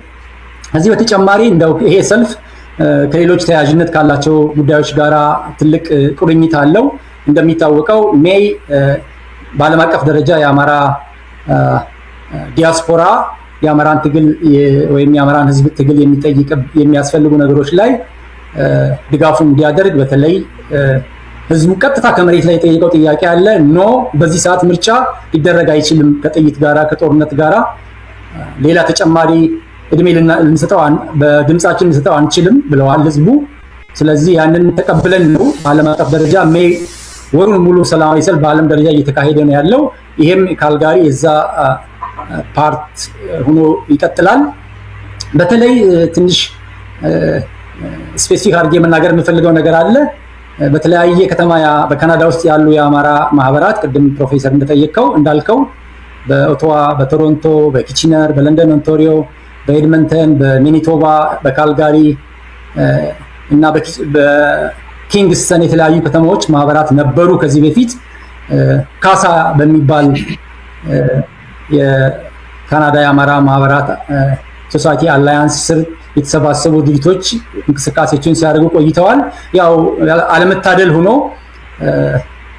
የሚስ አንደርስታንዲንግ እየተፈጠረ በተለያየ ምክንያት በዛ መልኩ ሁሉም መቀጠል አልቻሉም። የተወሰኑት ግን እስከዛሬ ድረስ በቁርጠኝነት አብረው እየሰሩ ነው ያሉት። አሁን ደግሞ መሬት ላይ በተፈጠረው አንድነት በጣም በመደሰት ሁሉንም አንድ ላይ በማሰባሰብ ያደረግነው እንቅስቃሴ ተሳክቶ ከ18 አማራ አደራጅቶች እና ስብስቦች ወይም የአማራ ማህበራት ውስጥ 14ቱ አንድ ላይ ወጥተው አንድ ላይ መጥተው በጣም በሚገርም ሁኔታ አንዳንዴ እንግዲህ ያው የኛን የአማራ ባህሪ የምናውቀው ነው፣ ኢትዮጵያውያን ባህሪ ነው ማለት ይቻላል። አለመግባባቶች ወይም ሚስ አንደርስታንዲንጎች እያደጉ ሄደው ሰዎች አብረው ለመቀመጥ የሚያስቸግሩ ሁኔታ ተፈጥሮ ነበር በዚህ 3-4 ዓመት ውስጥ። ዛሬ ተቀይሮ 14 ማህበራት በሚገርም ሁኔታ 4 ሰዓት 3 ሰዓት ውይይት አድርገው የሚፈልጉትን ጥያቄ አንስተው ክሪቲካል የሆኑ ነገሮችን ተወያይተው 2-3-4 ዙር ከተወያየን በኋላ በሚገርም ሁኔታ እንደውም ለዚህ ስራ አንተ ትሻላለህ፣ አንተ ይሄን ብትይዘው ጥሩ ነው፣ ወንድሜ እዚህ ጋር ቢሰራ እህቴ እንደውም እንደዚህ ብታደርግ ይሄ አቅም አላት እየተባባል ወደ አንድነት መተን አንድ በካናዳ የአማራ አደራጅቶች ጥምረት የሚባል አሳባሪ ኮሚቴ ተመስርቶ ያ ኮሚቴ የራሱ ሜሞራንደም ኦፍ አንደርስታንዲንግ ኢንዲፔንደንት እያንዳንዱ ማህበር ኢንዲፔንደንት ነው ስራውን እየሰራ በከተማው ለተመሰረተበት ዓላማ ለተመሰረተበት ከተማ የሚያስፈልገውን የራሱን ባይሎ አለው። በዛ መሰረት የራሱን ስራ ኢንዲፔንደንት ነው እየሰራ ግን እንደ ካናዳ ደግሞ የሚጠበቅብን ስራ ስላለ ለዛ የሚያስፈልገው ነገር መስራት እንድንችል እንዴት እንስራ በሚል ኮሚቴ አዋቅረው ሜሞራንደም ኦፍ አንደርስታንዲንግ ተዘጋጅቶ በጋራ የሚያሰራቸው ነጥቦች ዝርዝር አውጥተው ዛሬ አሳባሪ ኮሚቴው እንግዲህ የመጀመሪያ ስራ የሆነውን በካናዳ ይሄን የሰላማዊ ሰልፍ ፕሮግራም እየመራ ይገኛል እና ሰሞኑን በኦቶዋ የተደረገውን ፕሮግራም አይታችኋል። ትላንትና ኦቶዋ ላይ ሲደረግ ኦቶዋ ብቻ አይደለም የተከናወነው 6 ሰዓት ነርተው የሄዱ ከተሞች አሉ። በኦቶዋ ዙሪያ ያሉ 6 ሰዓት መኪና ነርተው ለምሳሌ ኪቺነር፣ ለንደን ኦንታሪዮ፣ ወደ ሞንትሪያል ያሉ ከተሞች ረጅም ርቀት ተጉዘው ነው የኦትዋን ፕሮግራም የተሳተፉት። ይሄ ኮሚትመንት በጣም የሚገርም ነው። ዛሬ መጀመሪያ አይደለም። እኔ በካናዳ 11 ዓመት ኖሬ ያለው ዛሬ ለሁለተኛ ጊዜ ይሄ ተደግሟል እና በጣም አስደስቶናል። ሌላም ሰርፕራይዝ ላለን ቶሮንቶ ራሱን ችሎ ደግሞ ሊመጣ ነው። ሰሞኑ ሊጋብዘን ነው። ቶሮንቶ እየተዘጋጀ ነው፣ እየተሟሟቀ ነው። ሞቅ ያለ ሰልፍ የኛ ዲሲ ማለት ነው ቶሮንቶ። ስለዚህ እየመጡ ናቸው ቶሮንቶዎች። ሰርፕራይዝ ይመጣላችኋል። እዛም ተገኝተን ሁሉንም ነገር እንደምናካሄድ ባለሙሉ ተስፋ ነኝ። ቶሮንቶ ዙሪያ ያሉ ከተሞች ይሄን አዳምጡ፣ ተሟሟቁ። ነገ ተነገ ወዲያ መረጃው ተለቋል፣ ግን ስፔሲፊክ መረጃዎች ይደርሷቸዋል። ትላንት ደግሞ ያው እንዳየነው በጣም በሚገርም ሁኔታ ማኒቶባ ድምጹን አጥፍቶ ትልቅ ስራ ሰርቶ እኔ በጣም የገረመኝ እንቅስቃሴ ነው ያየሁት። በማኒቶባ ይመጣሉ ተብሎ የማይጠበቁ በፊት የምናውቃቸው እንደው ጥርጣሬ የነበርን ሰዎች ሁሉ ተገኝተው በጣም አድምቀውታል ሰልፉን። ከማድመቅም አልፈው እንዳያችሁት የኦቶዋ የዊኒፔግ ፓርላሜንት ህንፃ ላይ ሄደው ነው ጉዳያቸውን ያቀረቡት። ደብዳቤያቸው ወይም የአቋም መግለጫቸው ተዘጋጅቷል። ለሁሉም ኤምፒዎች አሁን እየተዘጋጀ በዚህ በአስተባባሪው ኮሚቴ በኩል ለሁሉም ኤምፒዎች እና የመንግስት አካላት በተለይ ለካናዳ የፓርላማ የምናስገባው ትልቅ ዝግጅት አድርገናል። የፖሊሲ ለውጥ ለማምጣት ነው። ቅድም እንዳልኩት ስራውን እየተሰራ ያለው የካናዳ ሰብአዊ መብት ኮሚሽንም በዚህ ላይ ኮንታክት አድርገናል። ሁሉም ማህበራት በዚህ በአስተባባሪው ኮሚቴ አማካኝነት ወደዛ ይጎርፋሉ። ጥያቄዎቻችን በአግባቡ እንዲስተናገዱና የነበረው ትርክት እንዲቀየር ስራ እንደምንሰራ ነው የተማመንነው እና አስተባባሪ ኮሚቴ ይህን እያደረገ እንደሆነ ለማሳወቅ ፈልጌ ነው። የካልጋሪ ጉዳይ ስንመለከት ያው ካልጋሪ የቆየ እንቅስቃሴ የሚደረግበት ከተማ ነው። ጠንካራ ከተማ፣ ጠንካራ አማራዎች የተሰባሰቡበት ድርጅት ነው። የተለየ ፕሮግራም እንደምንሰራ እርግጠኛ ነኝ። እንግዲህ በዕለቱ ቅዳሜ ሜይ 23 11 AM ላይ ካልጋሪ ሲቲ ሆል ፕላዛ እንድንገናኝ ጥሬን አቀርባለሁ። አመሰግናለሁ አቶ አንተነህ። የካናዳ አማራ ተቋማት ጥምረት ትልቅ ትምህርት የተወሰደበት ነው። ሌሎቻችሁም መውሰድ ያለባችሁና መተግበር ያለባችሁ። በእኔ እምነት አሁን የአማራ ፖለቲካ መጣ ማለት ነው። ይሄ ገባችሁ ማለት ነው። ችግርን ሴትል አድርጎ ተግባብቶ ነው። እኛ የራሳችን ፌር ሼር ኦፍ ፕሮብለም ይኖርብናል።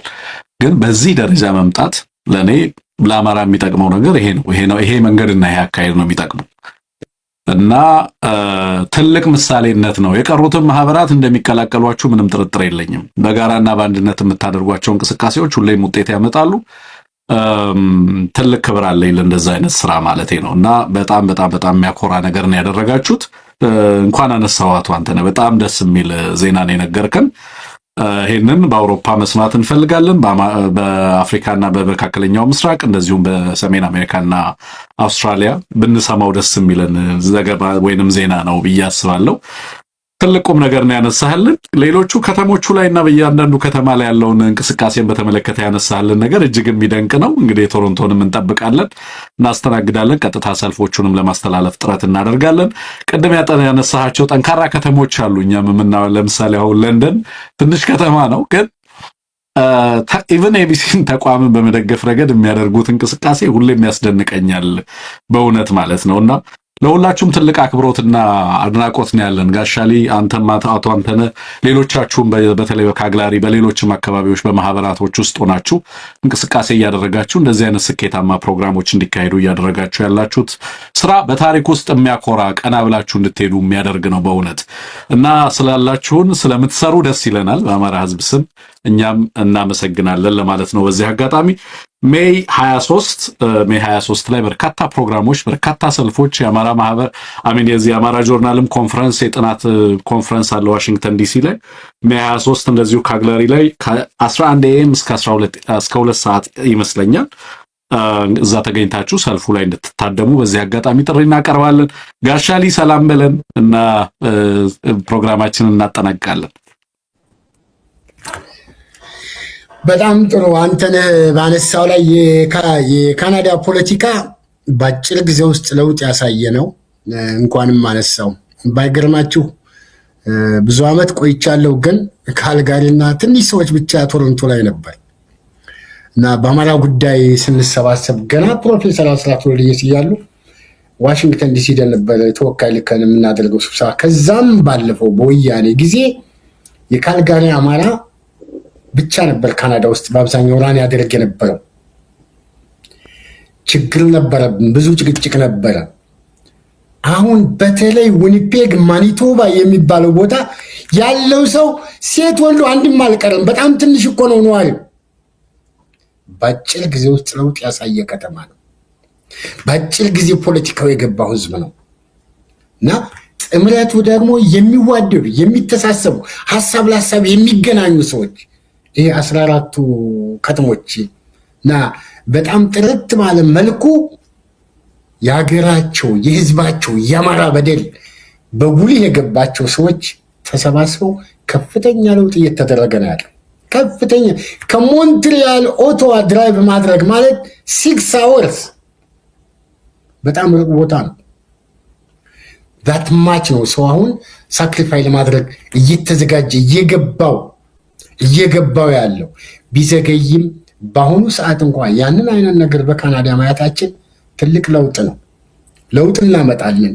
ይህን ያክል አማራው ከተነሳ ዊኒፔግ አማራው ብቻ አይደለም። እኔ አንድ የማውቀው ጓደኛ ያለ ከሌኖ ብዬ ባልልም ትናንት ደውሎልኝ ዛሬ አንተ ሂድ የምትለይ ቦታ ላይ ነው። የት ሰላማዊ ሰልፍ?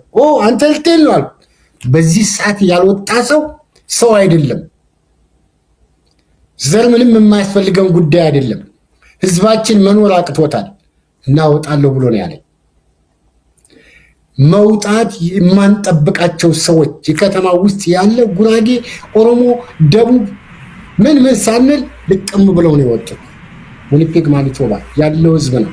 በጣም የሚደነቅ ነው። ትልቅ ለውጥ ያመጣል ብዬ ገምታለሁ። በደላችንን ማሰማት ነው። ግፉን በአደባባይ ማውጣት ነው። ሌላም ጥያቄ የለንም እና እናንተም የምታደርጉትን ስራ ከዕለት በዕለት እከታተላለሁ። በርቱ። በጣም ትልቁን ስራ እየሰራችሁ ነው ያላችሁት። በእያንዳንዱ ገበሬ ድምፅ እየገባ ነው ያለው። እያንዳንዱ አማራ ነኝ ኢትዮጵያዊ ነኝ የሚል የእናንተን ሚዲያ ሳይሰማ የሚውል የለም። በርቱ፣ ቀጥሉበት። እኛም ከጎናችሁ ነን። ድምፃችን ለማሰማት ዛሬም ሆነ ነገ ያቺ ሀገር ሰላም እስከምታገኝ ሲሆን በአጭር ጊዜ ሰላም እናገኛለን ብዬ አምናለሁ። በአጭር ጊዜ። ምክንያቱም እያረገረገ ያለ መንግስት ነው። ሰራዊቱ ሄዶ አይዋጋም፣ መሳሪያ አስረክቦ ነው የሚመጣው። ህሊና ቢኖር እኮ ቀደም ብሎ እልቂቱን ማስቆም መቀነስ ይችል ነበር። ህዝብ አልፈልግም ካለው ቆይቷል። የራሱ ህዝብ መጠለያ የሚፈልግለት የኦሮሞ ህዝብ እንደማይፈልገው በአደባባይ እየነገረው ነው። ግፈኛ ስለሆነ ደመጣይ ስለሆነ ብልጽግና አንድ ጊዜ በኦሮሞ አንድ ጊዜ በዛ ለመከለል ይሞክራል እንጂ በራሱ ጊዜ ያለቀለት መንግስት ነው። ስለዚህ መጠንከር አለብን፣ መበርታት አለብን። ነፃነታችን የዛችን ሀገር ሰላምነት እስከምናይ ድረስ ወደኋላ ልንል አይገባም። አመሰግናለሁ ጋሻሊ። አንድ ነገር እንደው በሰልፎቻችሁ ላይ ብታደርጓቸው ደስ የሚለኝ አንድ የሱዳን ተወካዮች ካሉ በሰልፉ ላይ ሱዳናውያን እንዲገኙ ብትጋብዟቸው ደስ ይለናል እና የሱዳንንም ሁኔታ ከዚሁ ከአማራው ጋር አያይዛችሁ በዛው መድረክ ላይ ብታስተጋቡ ጥሩ ነው። በተለይ ዩናይትድ አረብ ኤምሬትን እና ላገዛዙ የምታደርገውን ድጋፍ በማውገዝ ረገድ የሱዳንንም ህዝብ እዛው በሰልፉ ላይ እንዲተባበር አድርጎ ከጎናችሁ እንደሆንን ማሳየት ብንችል ጥሩ ይመስለኛል። የሱዳን ህዝብ እንዲወጣ ቢጠራ ነው። ሌላው የትግራይና የኤርትራም ተወካዮች እንደዚሁ እንዲገኙ ንግግር እንዲያስተላልፉ፣ የኦሮሞም ሌሎች ኢትዮጵያውያንም በመድረኮቹ ላይ እንደዚሁ መልእክቶቻቸውን እንዲያስተላልፉ ቢደረግ ጥሩ ይመስለኛል። በቀጣይ ለምንሰራቸው አገራዊና ዓለም አቀፋዊ ስራዎች የሚያግዝ ይመስለኛል። በካናዳ ያየሁት ስፒሪት ብዙ እንድንሰራና እናንተን ይዘን ተአምር እንደምንሰራ ግልጽ እየሆነልኝ መጥቷል።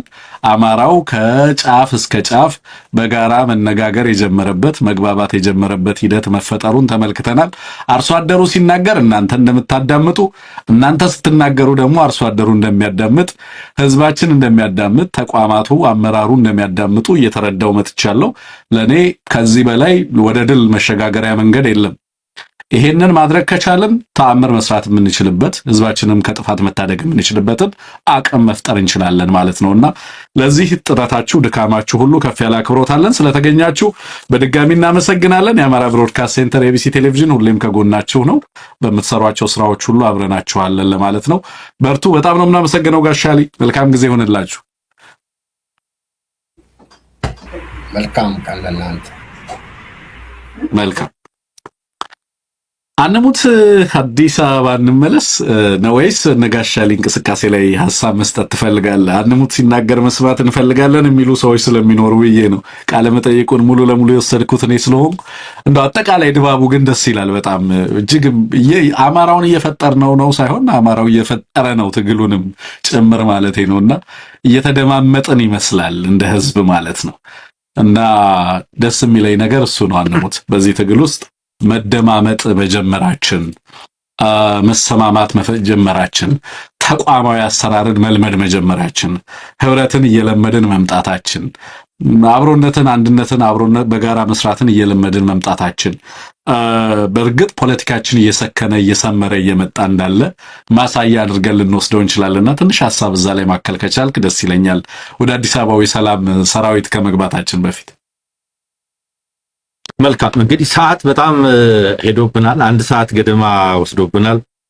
እንግዲህ በእኛ ሌሊቱን መመለስህ ማይቀር ነው። ብዙ ጉዳዮች ናቸው ያሉት እንደምታውቀውና እውነት ለመናገር አስደሳች ነው። አየህ እንዲህ የሆነ እንደሚሄድ ግልጽ ነው የነበረው። የነበሩ ቅሬታዎች እየተቀረፉ የተራራቁ እየተቀራረቡ በብዙ መንገድ ፋኖ ራሱ መቼም የብዙ ነውጦች ውጤት ነው አይደል? በብዙ ሂደቶች ውስጥ ነው ዛሬ ላይ የደረሰው። የታለፉትን ነገሮች ሳስባቸው አንዳንድ ጊዜ ይገረማለሁ። እውነት በእነዚህ 3 ዓመታት የሆነ ነው ወይ? አዎ ምልህ የአማራ ጆርናል የአማራውን ትግል የመቋቋም አቅም የተመለከተ አቀራረብ ይላል። የመቋቋም አቅም ነውጥን፣ ልዩነትን፣ መከፋፈልን፣ ቅራኔን፣ መፈራረጅን የመቋቋም አቅም ተፈጥሮ በምን ደረጃ እያደገ እንደሆነ የሚያሳይ ነውና ተመልከት። አሁን ዲያስፖራው በየጊዜው ኢቨንት ዝግጅት ሁነቶች በጣም ተደጋጋሚ ናቸው። ቅዳሜ ሜይ 23 አፍሪካ ጆርናል አማራ ጆርናል አለ፣ ካልጋሪ ላይ ሰልፍ አለ፣ ሌሎችም ኢቨንቶች ይኖራሉ፣ ሁነቶች ይኖራሉና በዚህ ደረጃ ዲያስፖራው በየከተማው በየአገሩ እንዲህ አይነት ኢቨንቶችን እየደጋገመ እያስኬደ ነው የሚገኘውና ይሄ በጣም በጣም አስፈላጊ በጣም አበረታች ነገር እንደሆነ ለመግለጽ ፈልጌ ነው። አይነተ ብዙ እንቅስቃሴ ነው ያለው። አርሶ አደሩ በዚያ በኩል ሌላ ትግል ላይ ነው፣ ሌላ ንቅናቄ ላይ ነው። ወጣቱ እዛ ላይ ነው። የፋኖ ወጣት ይሰለጥናል፣ ይመረቃል፣ ውጊያ የሚያደርገው ውጊያ ያደርጋል። ሚዲያ ላይ ያለው በሚዲያ ውጊያ በተመሳሳይ የሚችለውን ያቅሙን አስተዋጽኦ ያደርጋል። በሁሉም ብሔራዊ ትግል የሚያደርገው ይሄ ነው። ብሔራዊ አብዮት ያደረገው ይሄ ነው። እንዳውም ስለ አማራው ብዙ ጊዜ ሲነገር ተባብሮ የመታገል ችግር አለ የሚል በተደጋጋሚ ለምሳሌ ዜናው ዘጋላ የሚል የአንድ መጽሐፍ ላይ ታቋለ ታሪኩንና አማራዎች በብዛት ውጊያ ከሆነ የወታደሩ ስራ፣ እርሻ ከሆነ የሆነው አካል ስራ፣ የሆነ ማህበራዊ መደብ ያንን ያለበትን መደብ ካልሆነ በስተቀር ሌላውን ነገር ሊሰራ የማይችልበት የማይፈቅድበት ትብብርና ጥምረት የሌለበት አይነት ባህል ነበረው የሚል የተለመደ ነገር አለ። ዛሬ አማራው እንደዛ አይደለም። ሁሉም ማህበራዊ መደብ በተሰለፈበት ሙያ በሚችለው አቅም ሁሉ ለማንነቱ ሲል ለራሱ ሲል ትግል እያደረገ ያለበት ወቅት ላይ እንገኛለንና ይሄ እጅግ በጣም የሚያኮራ እንደሆነ ልጠቅስ ፈልጌ ነው ወንድማል። መልካም በጣም አመሰግናለሁ። በቀጥታ እንዳልከው ከሰዓት አንፃር ወደ የአዲስ አበባ የሰላም ሰራዊት ምረቃ እንለፍ። እንግዲህ የሰላም ሰራዊቱን እንመልከተው። ከዛ በኋላ ደግሞ በዛ መድረክ ላይ የተላለፉትንም አንዳንድ ነገር እና አስራት ዴኔሮ ተገኝተዋል። ይሄ እንግዲህ የምርጫውን የሰላም ሁኔታ የሚያስጠብቅ የአዲስ አበባ የሰላም ሰራዊት ተብሎ የተመረቀ ነው። አሮን ነው ራፍል ቁጥሩ ምን ያህል እንደሆነ ብዙ እንትን አላልኩኝም። ደዝም ማተር ቁጥሩ ግን የአዲስ አበባ ነዋሪ ምስኪን ወገናችን እንዲሰለፍ እየተደረገ ነው። በአንድ በኩል በሚሊሻነት ይመለመላል። ሌላው የጸጥታ መዋቅር ቀላል አይደለም። ቁጥሩ እርስ በርሱ ይተራመሳል። አሁን ኳርተር የህዝቡ ኳርተር አንሙት ምናልባት 1/4 የሚሆነው ህዝብ የጸጥታ መዋቅሩ አካል እየሆነ የመጣበት ሁኔታ ነው ያለው። ሰው ሀገሪቱ ለዚህ ሁሉ የጸጥታ ተቋማት ደሞዝ መክፈል፣ ገንዘብ እያተመች ብር ማከፋፈል ነው የሚሆነው ስራዋ ማለት ነውና ጸጥታ እና ሰላምን ማስጠበቅ ተልኮ ሲሰጣቸው እንመለከታለን። እስኪ አንዴ እንስማው መድረኩ ላይ የነበረው ሁኔታ።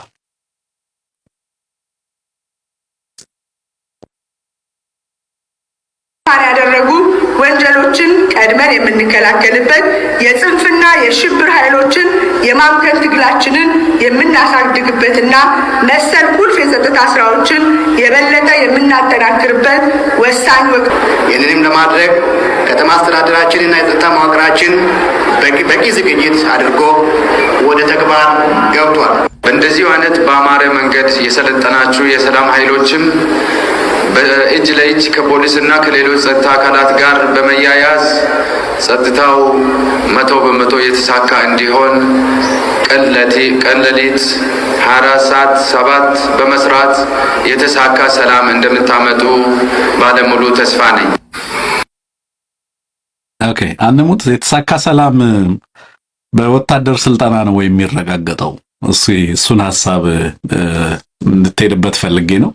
እንደምታየው ኦህዴድ እንግዲህ ምርጫውን አዲስ አበባ ላይ ጠብቃለሁ ብሎ በዚህም የሰላም ሰራዊት የሚለውን እያሰማራ ነው ያለው እና የተሳካ ሰላም የሚመጣል ብሎ የሚያስበው በምርጫውና በምርጫ ውጤት ሳይሆን በሚያሰማራ የጸጥታ አካላት ነው። እና ከማን ነው ምርጫውን የሚጠብቀው? ከኢትዮጵያ ህዝብ ነው የሚጠብቀው። ህዝቡ ምርጫውን ተቃውሞ ህዝብ ይነሳብኛል ብለ አስቀድመ ሰራዊት ታሰለጥናለህ ማለት ነውና ምን አይነት ክሬዲብል እንደሆነ ምርጫው ሂደቱ ያሳይሃል።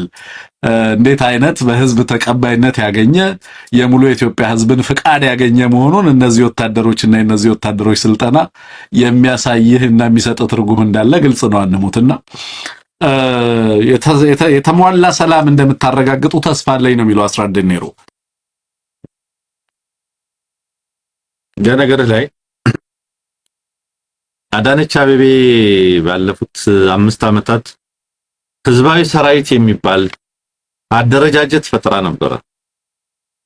ህዝባዊ ሰራዊት ተብሎ በአዲስ አበባ ከተማ 100,000 ህዝባዊ ሰራዊት ፈጥረናል። አንድ ሰሞን እናቶች፣ አረጋውያን፣ ካድሬዎች በሙሉ ሰፈር ውስጥ ዱብ ጀምረው ነበር። ወያኔ አዲስ አበባ ሊገባ ነው ተብሎ 100,000 ህዝባዊ ሰራዊት አዘጋጅተናል ተብሎ ዱላ ይዘው በየሰፈሩ የሚዞሩ ሰዎች አሰማርተው ነበር። ማታለያ ስለነበር የትም አልደረሰም። ያኔ ህዝባዊ ሰራዊት ነው፣ ዛሬ የሰላም ሰራዊት እያወሩ ነው ያለው። ህዝባዊ ሰራዊት የተደረሰ ሚላቸው የለም። ዛሬ ስለ ሰላም ሰራዊት እያወሩ ነው ያሉት። ለምንድን ነው? ግልጽ ነው። ማረሚያ ቤት እህት ወንድሞቻችንን ከቂሊንጦ ወደ ቃሊቲ ሲያዘዋውሩ እኮ አዲስ አበባ ከተማ ከምርጫው ጋር ተያይዞ አመጽ ሊቀሰቀስ ስለሚችል እነዚህ ታዋቂ እስረኞች አደጋ እንዳይደርስባቸው የሚል ሰበብ ነው የተቀመጠው። ስለዚህ አንድ ነገር ደምድሟል። ህዝቡ ተስፋ እንደቆረጠባቸው፣ ይሄ ምርጫ ካርድ እንዴት እንደሸጡ፣ በንግድ ቤቶች በግለሰቦች ደረጃ እንዴት እያስገደዱ ካርድ እንዳደሉ ህዝቡ ሪጀክት እንዳደረጋቸው አውቀዋል። ህዝቡ ያለበትን ምሬትም ያውቃሉ። መፍታት ስለማይችሉ፣ አንደኛ መፍታት ስለማይችሉ ነው። ሁለተኛ ማጎሳቆል ማሰቃየት አላማቸው ስለሆነ ነው። ከዚህ የተነሳ ህዝቡ ምን ላይ እንዳለ አውቀውታል። በነገር ላይ ዛሬ የኬንያ ጀግና ህዝብ 15 ብር ገደማ በኢትዮጵያ ዋጋ በነዳጅ ላይ ተጨመረ ተብሎ ናይሮቢ ከፍተኛ አመጽ ተቀስቅሷል። ያው በርዕስህ ይዘዋል። አዲስ አበባ ህዝብ ያልተሸከመው ነገር የለም። ያን ሁሉ ነገር እንደተሸከመ ያውቃሉ። በነገር ላይ የከተማውን ጸጥታ መዋቅር ከአማራዎችም ከኦሮሞዎችም ከትግሬዎችም ነጥቆ ለደቡብ ሰዎች የሰጠው በምክንያት የሚታዘዙት ሰዎች ናቸው። እና አስራት ዴኒሮ ሲታዘዙ ግደሉ ሲባል የሚገድሉ ስለሆኑ ለነሱ ነው የሰጠው። ከምርጫው ጋር ተያይዞ የጸጥታ መዋቅር በእነሱ ቋንቋ ሪፎርም ግን የቦታ ለውጥ አድርገዋል። ፌደራል ፖሊስ፣ ብሔራዊ ደህንነት ተመሳሳይ ነገሮችን አድርገዋል። የአዲስ አበባ ሰላም በወታደር ብዛት የሚረጋገጥ አይደለም።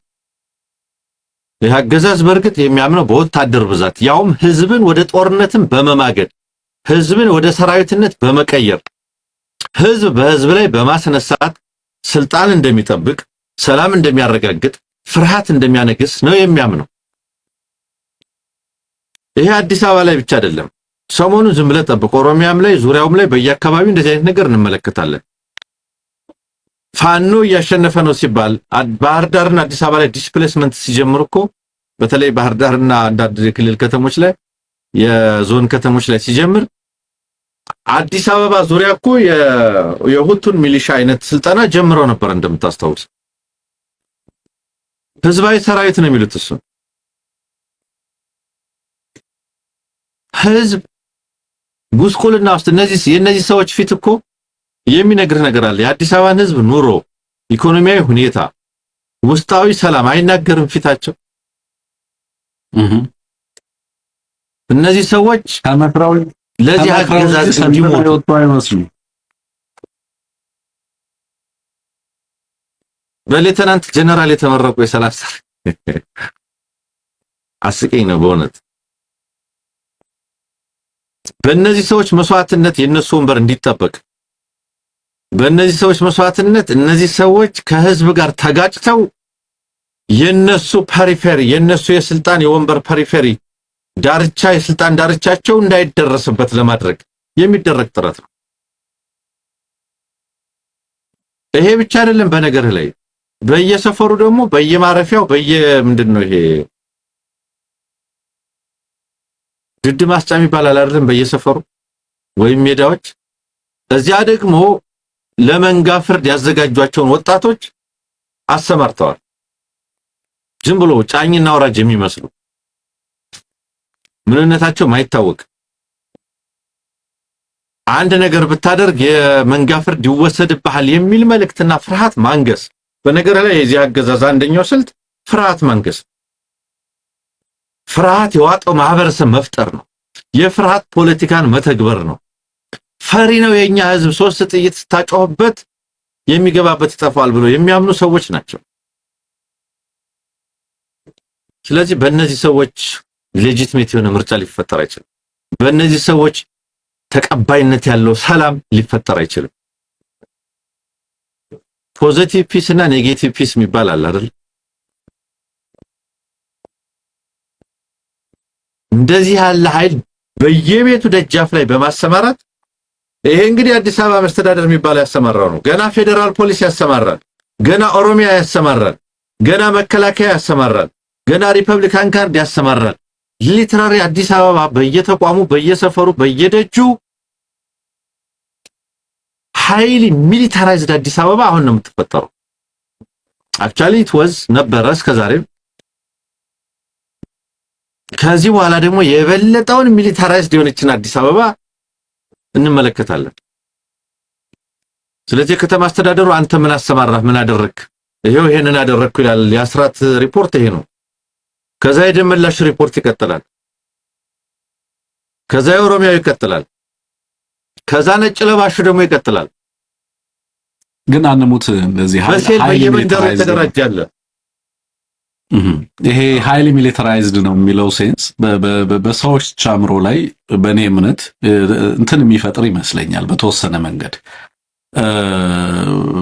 እኔ እንግዲህ ባለፉት 5 ዓመታት 6 ዓመታት አዲስ አበባ ውስጥ የነበረውን እንዳልከው የጸጥታ ኃይሎች ትርምስ እንደነበረ በራሱ ኬዮስ እንደነበረ አዲስ አበባ ውስጥ የነበረው ነገር ግልጽ ነው። የአፈና መዋቅራቸውን በበርካታ መንገድ ለመዘርጋት ጥረት አድርገዋል። ግን እንደዛም ሆኖ ነው የምመለከተው እየተነቃቃ ያለ ማህበረሰብ ነው መመለከተው።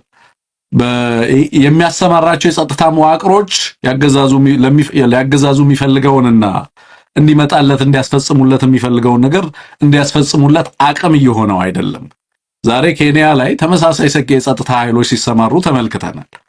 እና ሃይሊ ሚሊታራይዝድ መሆኑ የትኛውንም ያህል ዲፕሎይ ብታደርግ በየሰው አንድ ሰው የጸጥታ መዋቅር ግለሰብ በአንድ ሰው ልክ በየሰው ልክ ልታሰማራ አትችልም። በሚሊዮኖች የሚቆጠር ህዝብ የሚኖርበት ከተማ ነው አዲስ አበባ።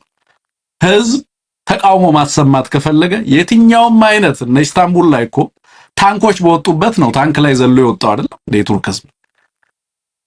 ሚሊታራይዜሽኑ በዚህ ደረጃ የሚስፋፋው ወይንም የሚንሰራፋው የጸጥታ መዋቅር እየተባለ የሚሰራፋው የሽብር መዋቅርና ያፈና መዋቅር እኔ የህዝብን እምቢታ ሊያስቆም የሚችል ሆኖ አልመለከተውም። አንሙት እንዳልከው ህዝብን ለማስፈራራት እነዚህ ሰዎች አሁን ሰልጥነዋል ተብሎ ይበተናሉ። ቁጥሩን በጣም ኢንፍሌት አድርገው ነው የሚጠሩት። አይተህ ከሆነ በየቦታው ላይ የሚያሰማሩትን የጸጥታ መዋቅር የሚባለውን አንድ መዋቅር የተለያየ ልብስ፣ ተመሳሳይ ወታደር፣ የተለያየ አይነት ዩኒፎርም እየተቀያየረ ከተማ ውስጥ በቀን 3 ጊዜ 4 ጊዜ እንዲታይ ሲደረጉላ ያለው የማህበረሰቡን ስነ ልቦና እንዳልከው የፍርሃት ፖለቲካ በማህበረሰብ ውስጥ እንዲነግስ ማለቴ ነው። እኔ የትኛውም የጸጥታ መዋቅር አካላት ከተሞች ውስጥ ቢበተኑ አንድ ህዝብ እምቢ አልፈልግም ካለ የጸጥታ መዋቅሩም ጭምር ህዝብን የመጠበቅ ግዴታ አለበት ብዬ ነው የማስበው። የነዚህ ሰዎች ኃላፊነት አገዛዝን መጠበቅ ሳይሆን የህዝብን ፍላጎት ማስተናገድ ነው ብዬ ነው የማምነው። ስለዚህ ህዝቡ የሚወጣው የጸጥታ መዋቅር ሊያጠቃኝ ነው ከሚል ይልቅ ማንም ሊያስቆመኝ አይችልም ወደሚል ስነ ልቦና መምጣት መሸጋገር መቻል አለበት። ሚሊታራይዝድ ሆነሃል ካልነውማ ህብረተሰቡ ምክንያት አገኘ ለጥያቄዎቹን ላለመጠየቅ ወደ አደባባይ ወጥቶ ላለመጠየቅ። እንደዚህ አይነት አገዛዙ ግን እኔ የሚያሳየኝ በየለቱ የሚያሰማራው ሰራዊት ብዛት የሚያሰማራው የጸጥታ መዋቅር ብዛት ህዝቡን ምን ያህል እንደፈራው ነው እንጂ አገዛዙ ምን ያህል ተፈሪ እንደሆነ አይደለም የሚያሳየኝ ለማለት ነው። በዛ መንገድ ነው አድሬስ እንዲደረግም አክቹሊ የምፈልገው። ምክንያቱም ሌሎች ከተሞችና ሀገራትም ላይ የትኛውንም ያህል የጸጥታ ኃይል ብታሰማራ ህዝብን ማስቆም እንደማይቻል በትክክል ስለምንመለከተው ማለት ነው። ፍላጎቱን ነው ያገዛዙ ፍላጎት ትክክል ነው። ያገዛዙ ፍላጎት ግን ነጭ ለባሽ በማሰማራት የመንጋ ፍርድ የሚወስዱ ወጣቶችን በማሰማራት እንደነዚህ አይነት ምስኪኖችን በማሰማራት የተለያየ የጸጥታ መዋቅር ተቋማትን ሙሉ በማሰማራት ሚሊታራይዝ የማድረግ ፍላጎቱ ከፍተኛ ነው። አንተ ባልከው እስማማለሁ። ፍላጎቱ ከፍተኛ ነው። ነገር ግን እነዚህም ሰዎች የህዝብ አካል ናቸው። ህዝብ የሚኖረው ኑሮ የሚኖሩ ሰዎች ናቸው። ጓዳቸው ከህዝቡ የተለየ አይደለም። ብሶታቸው ከህዝቡ የተለየ አይደለም። ስለዚህ ያገዛዙን የስልጣን ዳርቻ ለመጠበቅ ሲባል ዋጋ ሊከፍሉ የሚችሉ አይሆኑም መጨረሻ ላይ እውነት ለመናገር። ምክንያቱም ማጀታቸውና ጓዳቸው ከህዝብ ጋር አንድ አይነትና ተመሳሳይ ስለሆነ። ስለዚህ በጠመንጃ የቆመ የህዝብ ትግል የለም። በወታደር ብዛት የጸና ስልጣን የለም። እንደዚያ ቢሆን ኑሮ እስከዛሬ እድሜ ዘመናቸውን በስልጣን ሊቀጥሉ የሚችሉ በጣም በርካታ አምባገነኖች ፋሽስቶች ነበሩ። አልተሳካላቸውም። ይሄም አይሳካለትም ለማለት ነው። አንሙት እንደው ከዚሁ ጋር የተገናኘ ስለሆነ ናይሮቢ ላይ አሁን ምርጫ አይደለም። ናይሮቢ ምርጫ በጣም ሃየር ሌቭል ኦፍ ፖለቲክስ ነው። ከፍ ያለ ፖለቲካ ነው። ማንም የናይሮቢን የኬንያን ህዝብ ድምጽ ሮብ ላይ ያደርግ አይችልም። በነገራችን ላይ ከዳያስፖራ እስከ አማራ አርሶ አደርና እስከ አማራ ቀዬ ድረስ ይህንን ምርጫ በተመለከተ አማራው በግልጽ አቋሙን አንጸባርቋል። ለዓለም አቀፉ ማህበረሰብ እየነገረ ነው። ለሀገር ውስጥ ባለውም አካላት እየተናገረ ነው ያለው የአማራ ህዝብ አይደለ? ምርጫውን በተመለከተ አንሙት በየቦታው ሰልፍ እየተደረገ ነው ያለው። አገዛዙ የዚህን አርሶ አደርም ሆነ የዳያስፖራ ድምጽ ሳይድ ላይን አድርጎ አልሰማም በሚል በምርጫ ፕላኑ ሊሄድበት ይችላል እና አሸነፍኩም ብሎ መንግስትነትን ሊያውጅ ይችላል። ቀጣዩ ከዚህ ጋር ተያይዞ እንደው እንድናነሳ የምፈልገው ሌላ ቀን እንደው እናነሳዋለን በስፋት ብዬ አስባለሁ። አንሙት ቀጣዩ የሚሆነው ተግባር ምንድነው? አማራ ያልተሳተፈበት ምርጫ ስለሚሆን የሚመጣውን አገዛዝ በዚህ ሂደት የሚመጣውን አገዛዝ ሙሉ ለሙሉ የማይቀበል መሆኑ ህዝቡ ግልጽ ነው። ከዛስ አለመቀበል በራሱ በቂ አይደለም። ራሱንና የራሱን አስተዳደር ወደ መመስረት የሚገደድበትና ወደዛ ሂደት የሚገባበት ሂደት ይመጣል። ለምን በዚህ ሂደት ውስጥ አልተሳተፍኩም፣ ጦርነት ውስጥ ነው ያለሁት፣ ዕውቅና አልሰጠሁትም ብሏል። ለሂደቱ ዕውቅና ካልሰጠው በቀጣይ የሚመጣው ውጤት ምንድነው? በግልጽ የሚመጣውን ከዚህ የምርጫ ሂደት የሚመጣው ማንኛውም አውትካም ህዝባችንን አይወክልም የሚል አቋም ተይዞበታል ማለት ነው። ከዛ በኋላ በኢትዮጵያ ውስጥ በሚኖረው አገዛዝ የመተዳደር ግዴታ አይኖርበትም ህዝቡ ማለት ነው። ካወገዝክ በኋላ ከምርጫው በኋላ የሚመጣውን ውጤት አትቀበልም ማለት ነው። ባይዘወይ ህዝቡን ለዛም ማዘጋጀት ያስፈልጋል። ምርጫውንና የምርጫውን ሂደት ብቻ አይደለም ውጤቱን አንቀበለውም። ከዛ በኋላ መንግስት አለ ማለት አይቻልም። ከዛ በኋላ በነገራችን ሂደቱን አትቀበለውም፣ አትስማማበትም። ስለዚህ ውጤቱም ማትስማማበት ይሆናል። ከዛ በኋላ ወደ ራስህ ፖለቲካዊ እንቅስቃሴዎች ውስጥ እንድትገባ አስቻ ሁኔታዎች ይፈጠራሉ ማለት ነው። ያንን ማወቅ ተገቢ ነው። በዚህ አጋጣሚ ናው ወደ ኬንያው እንመለስና እንሙት። እንደዚሁ ከአዲስ አበባው ዝግጅት ጋር ስትመለከተው ኬንያ 150 እስከ 250 ይሸጥ የነበረው የነዳጅ ዋጋ ወደ 300 ድረስ እስከ 300 የኬንያ ሽልንግ መሸጥ ጀምሯል። በእኛ ራፍሊ ወደ 365 ብር አካባቢ ማለት ነው። አንሙት 20% ጭማሪ ነው ያሳየው የነዳጅ ዋጋ። ይሄ የ20 በመቶ ጭማሪ ሙሉ ለሙሉ ኬንያን እንድትቆም አድርጓታል። ህዝቧ ወደ አደባባይ እንዲወጣ አድርጎታል። ምርጫ አይደለም ህዝቡን ያወጣው፣ ምርጫ ትልቅ ነገር ነው። ባይዘወይ የነዳጅ የትራንስፖርት ጉዳይ ተውትና ምርጫ ኬንያ ውስጥ የአንዲት ሳንቲም በዳቦ ላይ የምትደረግ ጭማሪ ንቅናቄን የምትፈጥርበት ከተማ ሆኖ ተመለከቷል።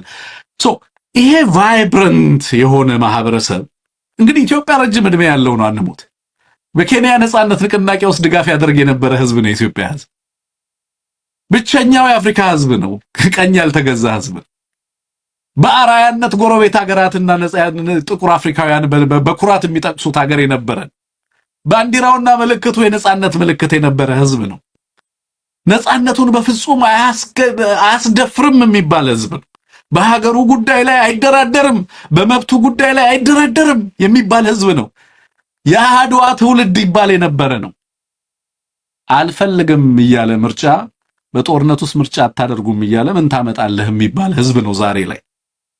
ይሄንን አይነት የኑሮ ውድነት የነዳጅን ዋጋ በተመለከተ የምትመለከተው እስኪ እነዚህን ሁለት ማህበረሰቦች እናነጻጽር። አንሙት ከኬንያ በእውነት ምንድነው የምንማረው? ተምረንስ እናውቃለን ወይ? ወደፊትስ እንማር ይሆን ወይ የሚለውን ነገር እንደናንሳ ብዬ ነው። እንግዲህ የዛሬ ዓመት ገደማም ኬንያ ተመሳሳይ የህዝባዊ ቢተኝነትና አመጽ ነበረ። አንድ አዋጅ ወጥቶ የነበረ ታስታውሳለህ? አዋጅ በመቃወም የነበረ ተቃውሞ በስፋት ከሄደበት ወቅት ነው። አዲስ አበባ ላይ ኢትዮጵያ ላይ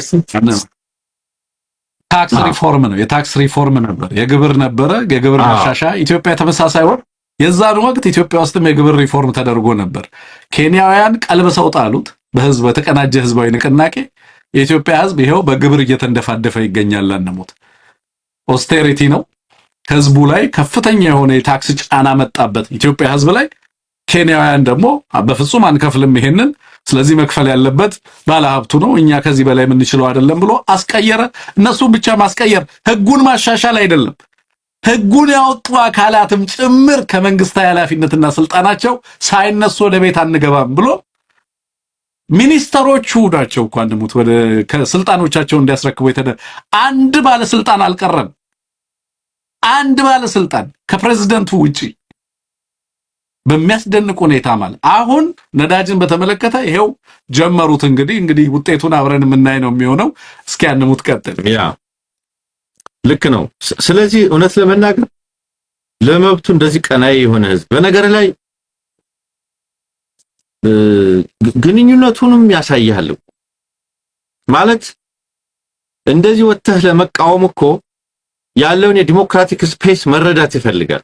ምን አይነት ልክ የዲሞክራሲ ድባብ ቢኖር ነው የሚለውን ነገር መረዳት ይጠይቃል። ኢትዮጵያ ውስጥ እኮ ፌስቡክ ላይ መጻፍ ያሳስራል፣ አደባባይ መውጣት። ኢትዮጵያ እኮ በጣላት እጅ እኮ ነው ያለችው። እልም ባለ ቅኝ ገዢ እኮ ይሻላል አሁን ካለው አገዛዝ። ኢትዮጵያውያን ቅኝ ግዛት ውስጥ መሆናቸውን አያውቁም። በነገር ላይ ከነዚህ ሰዎች የማይሻል የለም ስንል የነበረው ምክንያት አለ። ሰላማዊ ተቃውሞ ድምጽ ማሰማት ማይታሰብ ነው። ሆዴ ባሰው ህዝብ ተቃውሞውን የመግለጽ መብት አለው ተብሎ እኮ በዚህ አገዛዝ አይታሰብም። ደግፈ ነው ሰልፍ መውጣት የምትችለው። ተቃውሞ መስለፍ መውጣት አይቻልም። ጦርነት ይቁም የሚል ተቃውሞ ሰልፍ ለማሰማት ያሰቡ ሰዎች እስር ቤት ገብተዋል። አንቲንካብል ነው፣ ሊታሰብ የሚችል አይደለም። መደራጀትም አይቻልም። ሰፈሮች ሁሉ ፈርሰው አንድ ላይ የኖሩ ሰዎች ስለ ብሶታቸው በአንድ ላይ እንኳን ማውራት እንዳይችሉ የተደረገው በምክንያት ነው። የፒያሳ ልጅ ዛሬ አንድ ላይ ተሰብስቦ ማውራት እኮ አይችልም። የፒያሳ ልጅ የሚባልም የለም ዛሬ። የ4 ኪሎ ልጅ ብለህ ተሰባስቦ ሊያወራ ሊነጋገር የሚችል የለም። የካሳንቺስ ልጅ ተብሎ በጉርብትና በአብሮ አደግነት ስለ ብሶቱ ስለ ችግሩ ተሰብስቦ ሊያወራ የሚችልም የለም። ኬንያውያን ያስቀናሉ። የኢትዮጵያውያን ቅኝ አለመገዛት እንደዚህ የራስ ባሪያ ለመሆን ከሆነ ይቀፋል፣ ያስጸይፋል፣ ነውርም ነው። የነጻነት ታሪክ አለኝ አልተገዛሁም የሚል ዲስኩር ማሰማት አስነዋሪ ነገር ነው። በ21ኛው ክፍለ ዘመን ባርነትን አሜን ብሎ ቀንበሩን ተሸክሞ ያጎነበሰ ህዝብ የትናንት ቅኝ ተገዦች የተባሉት ዛሬ ለመብታቸው በዚህ ደረጃ የሚታገሉበትን ሁኔታ ስትመለከት የሰማይና የምድር ያክል ነው። ነፃ ጭንቅላትና ነፃ ህዝብ ማየው ኬንያ ውስጥ ነው። እስራት ውስጥ ያለ ህዝብ ማየው ኢትዮጵያ ነው። ኬንያውያን ዊሊያም ሩቶ ቤተመንግስትን አሳድሳል ተብሎ ወጥረው ነው ያዙት። ቤተመንግስት አሳድሳል ወጪ አውጥታል ተብሎ ሲጠየቅ ምን ላድርግ ቤተመንግስቴ ዝናብ በዘነበ ቁጥር ውሃ ያፈሰሰ ተቸግሬ ነው። የኔ ቤተመንግስት ውሃ ያፈሰሰ ተቸግሬ እንዴት አርጌ ኬንያንን ላገለግል ይችላል ብሎ ሲያስተባብል ነበር። ዛሬ አዲስ አበባ ግን 1.3 ትሪሊዮን ብር አውጥቼ የወንዝ ዳርቻና ምናምን መንገድ ሰራሁላችሁ የተባለ ነው። 1.3 ትሪሊዮን ብር ስንት ከተማ እንደሚገነባ አላውቅም። የጫካ ፕሮጀክት አንሙት የ7 ቢሊዮን ዶላር ፕሮጀክት ነው። 11 ቢሊዮን የሚሉ አሉ። በቅርብ ጊዜ ሌሞንድ ይዞት የወጣው ላይ የተመለከትኩት 7 ቢሊዮን ዶላር ነው የጫካ ፕሮጀክት ተብሎ የቤተ መንግስት ማስፋፊያው ማለት ነው። እሱ እስከ 15 የሚሄድ ነው። እሱ እስከ 15 ቢሊዮን ሄዳል የተባለ ነው። እስከ ዛሬ ተሰራ የሚባለው ኮሪደር የንግድ ኢንተርፕራይዞች ነዋሪዎች ያ ሶሻል ፋብሪክ የተበተነበት ፕሮጀክት አዲስ አበባ መብራት ሳርና ምናምን የተተከለባት ዛሬ ላይን ያምራል ተብሎ የሚነገረው ነገር 1.3 ትሪሊዮን ነው። ኬንያውያን የሩቶ ቤተመንግስት ታድሷል ብለው በጥያቄ ሲወጥሩ ነው የነበረው። ዛሬ ነዳጅ ተጨመረ ብሎ የኬንያ ህዝብ በዚህ ደረጃ መብቱን ይጠይቃል። ለምን ሪስፖንሲብል የሆነ መንግስት አለ ብሎ ስለሚያምን። የኢትዮጵያ ህዝብ ባለፉት 8 ዓመታት በየጊዜው ነዳጅ በየወሩ ነዳጅ የተጨመረ ነው። ማን ይጠይቃል? ማን ይሰለፋል? እና ሁለቱን ህብረተሰብ ማነጻጸር አይቻልም። ሁለቱን መንግስታት ማነጻጸር አይቻልም። አፍሪካ ውስጥ እጅግ አስከፊው ዲክታተርሺፕ እጅግ አስከፊው ፋሺዝም ያለው ኢትዮጵያ ውስጥ ነው። ያውም ኤትኖሴንትሪክ የሆነ ጎሳ ተኮር የሆነ ዘረኛ የሆነ ፋሺስታዊ አገዛዝ የ17ኛው የ18ኛው ክፍለ ዘመን የስቴት ፎርሜሽን አስተሳሰቦችና ፕሮሰስስ እየተገበረ ያለ ዘረኛ አገዛዝ ያለው እዚህ ነው። ጊዜ እንደሚለወጥ ያላወቀ፣ ስርዓቶች እንደሚያልፉ የማያውቅ፣ መሪዎች እንደሚቀየሩ ያልገባቸው፣ የአገር ሀብት በዘረኝነት መዝረፍን የዕለት ከዕለት የሰርክ ተግባራቸው ያደረጉ ዘራፊዎች፣ ጨፍጫፊዎች የሚገዟት ሀገር ሆናለች። እዚህ መሃል ድሃው ህዝብ የመሰባሰብ የመነጋገር ቤት ለቤት እኮ ኤቭሪዴይ እኮ ፍተሻ እኮ አለ። ትንግርቱ በየጊዜው እኮ በየቤቱ ሰው እኮ ይፈተሻል እኮ። ይሄ ምን ሰማው ነገር ብቻ እኮ አይደለም። በየቤቱ በየሰው ቤት መንገድ ላይ መኪኖች በየጊዜው ፍተሻ አለ። እጅግ ከመፍራቱ በላይ ህዝብን በማስፈራራት ስልጣን ለማራዘም የቆመ አገዛዝ ነው። በማታለል በማጨበርበር ግን ጊዜ ዳኛ ስለሆነ ብቻ ሳይሆን ህዝብ ሁልጊዜም ፍትሃዊ ስለሆነ ጊዜም በራሱ ፍትሃዊ ስለሆነ ይሄ ሁሉ ግፍ ከዚህ ቀደም የነበሩ ግፎችን በዚህ ሀገር የሚገባቸውን ፍትህ ያገኛሉ የሚል ተስፋ ነው ያለኝ። እንግዲህ ለማነጻጸር የሞከርነው የነዳጅ ዋጋ አሁን በትክክል አዲስ አበባ ላይ ያለበትን ዋጋ በተለያየ ቦታ ላይ በተለያዩ ከተሞች ያለበትን ታውቃላችሁ። ኬንያ ጨመረ የተባለውንም ጭማሪ አነጻጽራችሁ እንግዲህ መመልከት ትችላላችሁ። በእነዚህ ሁለት ልዩነቶች መካከል እንግዲህ በመቼ ነው በ7 ነው የጨመሩት። የዛሬ 10 ቀን አካባቢ ነው የነዳጅ ዋጋ ጭማሪ የተደረገው። እንግዲህ በሳምንቱ ነው ማህበረሰቡ ይሄንን ተቃውሞ እና ለውጡንም ውጤቱንም አየው። ከዚህ በላይ መቋቋም የምንችለው አይደለም ማለት በሳምንት ውስጥ ወጥቶ ማህበረሰቡ ይሄንን ለማስቆም ከፍተኛ ተጋድሎ ከፍተኛ ርብርብ እያደረገ እንዳለ መመልከት ይቻላል። በቀጥታ አፌክት በሚያደርገው ህይወቱን በሚጎዳ ጉዳይ ላይ የኬንያ ህዝብ ንቁ ተሳትፎ የሚያደርግ ማህበረሰብ መሆኑን በዚህ አጋጣሚ ለመገንዘብ የቻልንበት ነውና አይ ቲንክ ብዙ ትምህርት ከዛ የሚወሰድ ይመስለኛል። ብዙ ትምህርት ከዛ የሚቀሰም ይመስለኛል። እንዳለው አንሙት ለአደረጃጀት አመቺ ያልሆኑ ነገሮች እንዳሉ መለከታለሁ። ለምሳሌ ቅድም እንዳለው በአዲስ አበባ ውስጥ የቦሌ ልጆች ፒያሳ ልጆች አሁን ላይ የሉም። ማህበረሰብ በተለይ ሶሻል ፋብሪኩ እንደ በፊቱ አይደለም። በማህበረሰብ ውስጥ መተማመን የለም። በጋራ አጀንዳና በጋራ ጉዳይ ላይ መተባበር የለም። ልሂቃኑ ግማሹ የገበረ ልሂቅ ነው።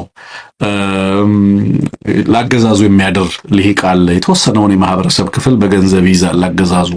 ሌላውን ሰፊውን ማህበረሰብ ነው በስቃይ ውስጥ እንዲኖር የሚተወው። በዚህ ምክንያት ማህበረሰቡን ለማንቃት ለማስተባበር ኃላፊነት ይጠበቅባቸው የነበሩ ልሂቃን ያገዛዙ አሽከሮች ሆነው ወይንም የዚህ አገዛዝ ተገዢዎች ሆነው ባንንም በሌላ መንገድ የህዝብን ሰቆቃና ስቃይ ለማሳየትም ከረጅስሊ ለመጋፈጥም ሲቸገሩ ስትመለከቱ ማህበረሰቡን እንዴት ማስተባበርና እንዴት በጋራ ጉዳይ ላይ እንዴት በጋራ እንዲቆም ማድረግ ይቻላል የሚለውን ነገር አዳጋች ያደርገዋል። ምንም ጥያቄ የለው።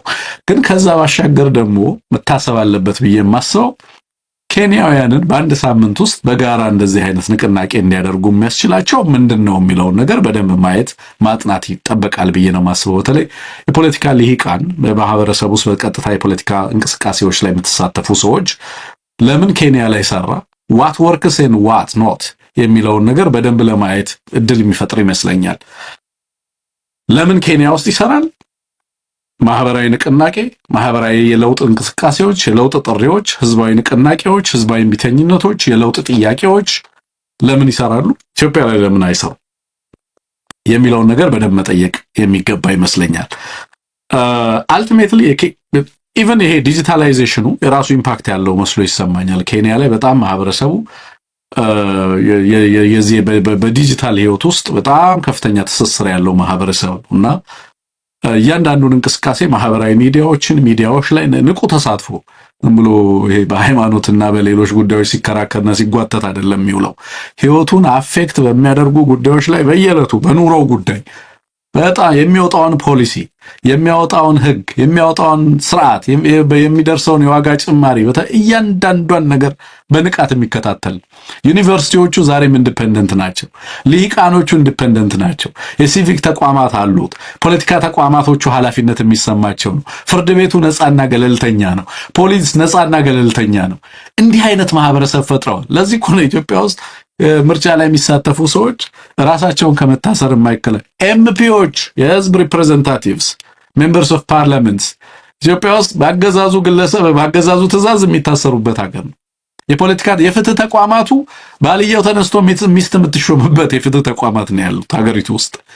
የደህንነትና ምናምን የሲሳይ ቶላን ምርመራ ተከትሎ አቃቤ ህግ ተብሎ የአቃቤ ህግ ዳይሬክተሮችን የምትሰበስበው ደግሞ እህቱ ሆና ታገኛታል።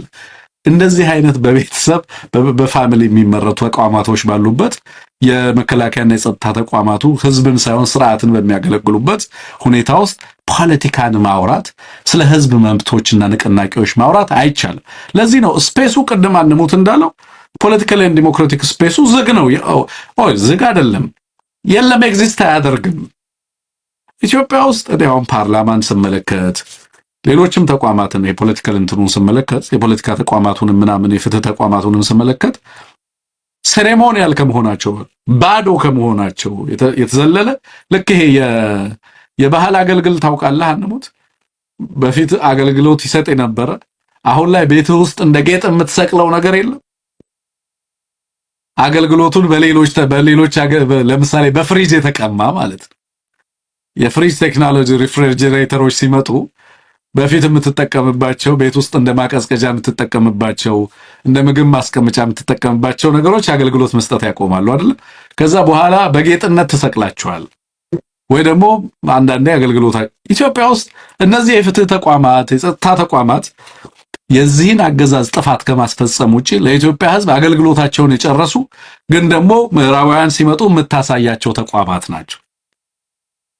የኬንያ ሕዝብ ትልቁ አቅም ተቋማቶቹ ናቸው። ተቋማቶቹ ሕዝብን የሚጠብቁ መሆናቸው የሌበር ዩኒየኖቹ የሰራተኞችን እንቅስቃሴ በመቆጣጠር ረገድ ያላቸው ሚና ቀላል አይምሰልህ አንሙት። ባርጌን ያደርጋሉ ካገዛዙ ጋር። የሲቪክ ተቋማቱ የፍትህ ተቋማቱ የጸጥታ ተቋማቱ ሕዝብን ዜጎችን ይጠብቃሉ። አንተ ዘርህ ማን ነው ይያሉ ከትራንስፖርት ላይ አውርደው ዘርህንና ማንነትህን የሚለኩ ተቋማት አይደለም የምትመለከተው አብዛኞቹ ማለት ነው። እነዚህ አፈናዎች ቢኖሩም ትልቁ ግን ተስፋ የሚሆነው ነገር ምንድነው አንሙት ህዝቡ ለመሰባሰብ እድል የለውም ካልክ ዲጂታል ፕላትፎርሙን መጠቀም ይቻላል። ህዝባዊ ንቅናቄዎችንና ጥሪዎችን ለማድረግ ዲጂታል ፕላትፎርሙ ቴክኖሎጂው እድል ሰጥቷል።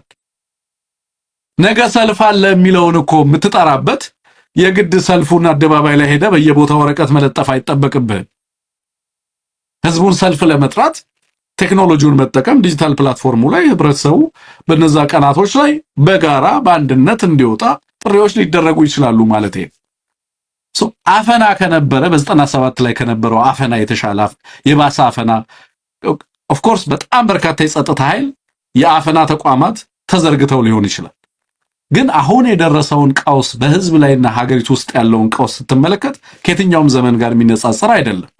ስለዚህ ይሄንን በጋራና በተባበረ ክንድ ለማውገዝ ህብረተሰቡ በተለይ ደግሞ የፖለቲካ ልሂቃኑ ሚና ወስደው ኃላፊነት ወስደው ህብረተሰቡን በማስተባበር በሀገሪቱ ውስጥ ለውጥ እንዲመጣ በተለይ ደግሞ ህዝቡ ለመብቱ እንዲታገል እንዲነሳ ለማድረግ የጋራ ጥረቶች አሁንም ተጠናክረው መቀጠል እንዳለባቸው ዛሬም ለማሳሰብ ነው የኬንያን ተሞክሮ ያነሳ ነው።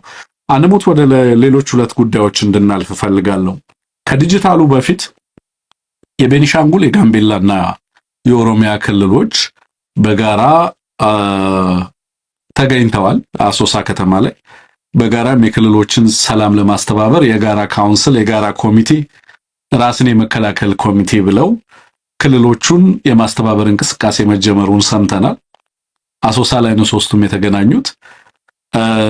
ጦርነቱ እንግዲህ ከዚህ በፊት ለወትሮም ቢሆን የምናውቃቸው በጦርነት የወደሙ የምንላቸው ክልሎች አሉ። እንግዲህ እነዚህ በተለይ አማራና የትግራይ ክልሎች ሙሉ ለሙሉ የጦርነት ቀጠና የሆኑበት ሁኔታ ነበር የነበረው።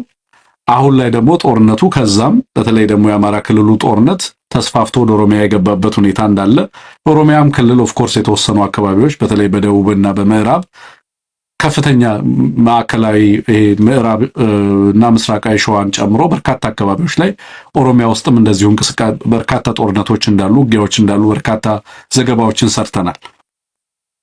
ግን አሁን ላይ ደግሞ ከዛ አልፎ እነ ጋምቤላም እነ ቤኒሻንጉልም እነ ኦሮሚያም በቀጥታ የጦርነት ቲያትሩ አካል እየሆኑ እየመጡ እንዳሉ ትመለከታለህ አንሙት። አሁን ዛሬ የሱዳን ጦር ኩርሙክ ላይ ውጊያ እያደረገ ነው እንደዚህ የተመለከትነው። ኩርሙክ ላይ ውጊያ እያደረገ ነው። የመጨረሻ ከተሞቹን እነ ኩርሙክ አካባቢ የሚገኙ ከተሞችን እያያዘ እንዳለ ተመልክተናል። የሱዳን የደቡብ ሱዳን ጦርነት ወደ ጋምቤላ ገብቷል። ጋምቤላ ውስጥ ያለውን እንቅስቃሴ ያለውን ሁኔታ ትላንትናም እንደዚሁ ስናነሳ ነበር የነበረው።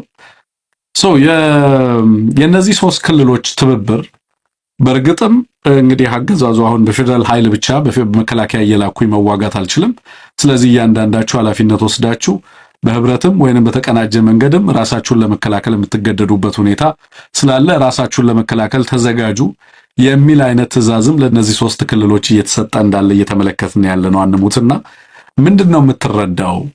አዲስ አበባ ላይም ቅድም እየተመለከትን የነበረውን የሰላም ሰራዊት የማደራጀት እንቅስቃሴ ትመለከታለህ።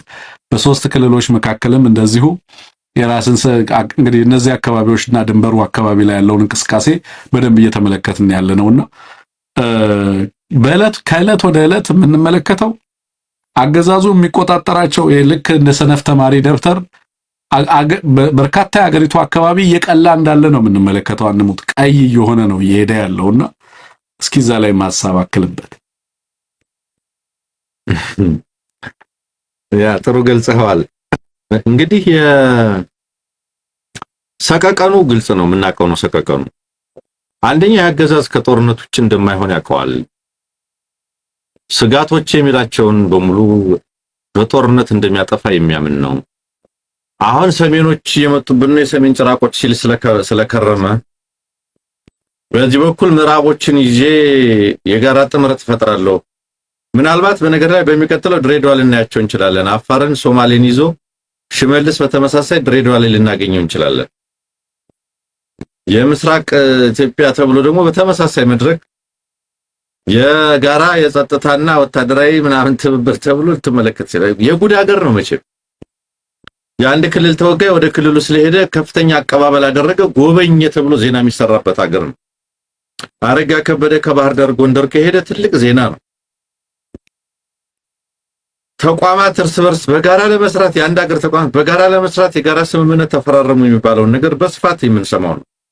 አሁን ደግሞ ክልሎች በመካከላቸው ያለውን ችግር ለመፍታት ነው የአዋሳኝ አካባቢ ግጭት፣ የጎሳ ግጭት፣ የአርብቶ አደር ግጭት ምናምን ቢባል የተለመደ ነው፣ ትክክልም ነው። ቤኒሻንጉል ጉሙዝ ክልል በአሶሳ ዞን እና በሌሎችም አካባቢዎች ከኦሮሚያ ጋር ያለውን ልዩነት ለመፍታት ተነጋግሮ አይነጋገርም። ከጋምቤላ ጋር ያለውን ልዩነት ለመፍታት ኦሮሚያ ክልል አይነጋገርም። ኢንፋክት ታጣቂ ያሰማራባቸዋል እነዚህ ክልሎች ላይ ሽመልስ አብዲሳ ታጣቂ በጀት እያደረገ የሚያሰማራባቸው ወረዳዎቻቸውን ቀበሌዎቻቸውን የወረረባቸው ክልሎች ናቸው። ቤኒሻንጉል ጉሙዝ በግልጽ ማኦኮሞ የሚባለው ወረዳዬ ተወስዶብኛል በኦሮሚያ የኔ አይደለም፣ ካማሺ ዞን ላይ በርካታ ቀበሌዎች ወረዳዎች ተወስዶብኛል ብሎ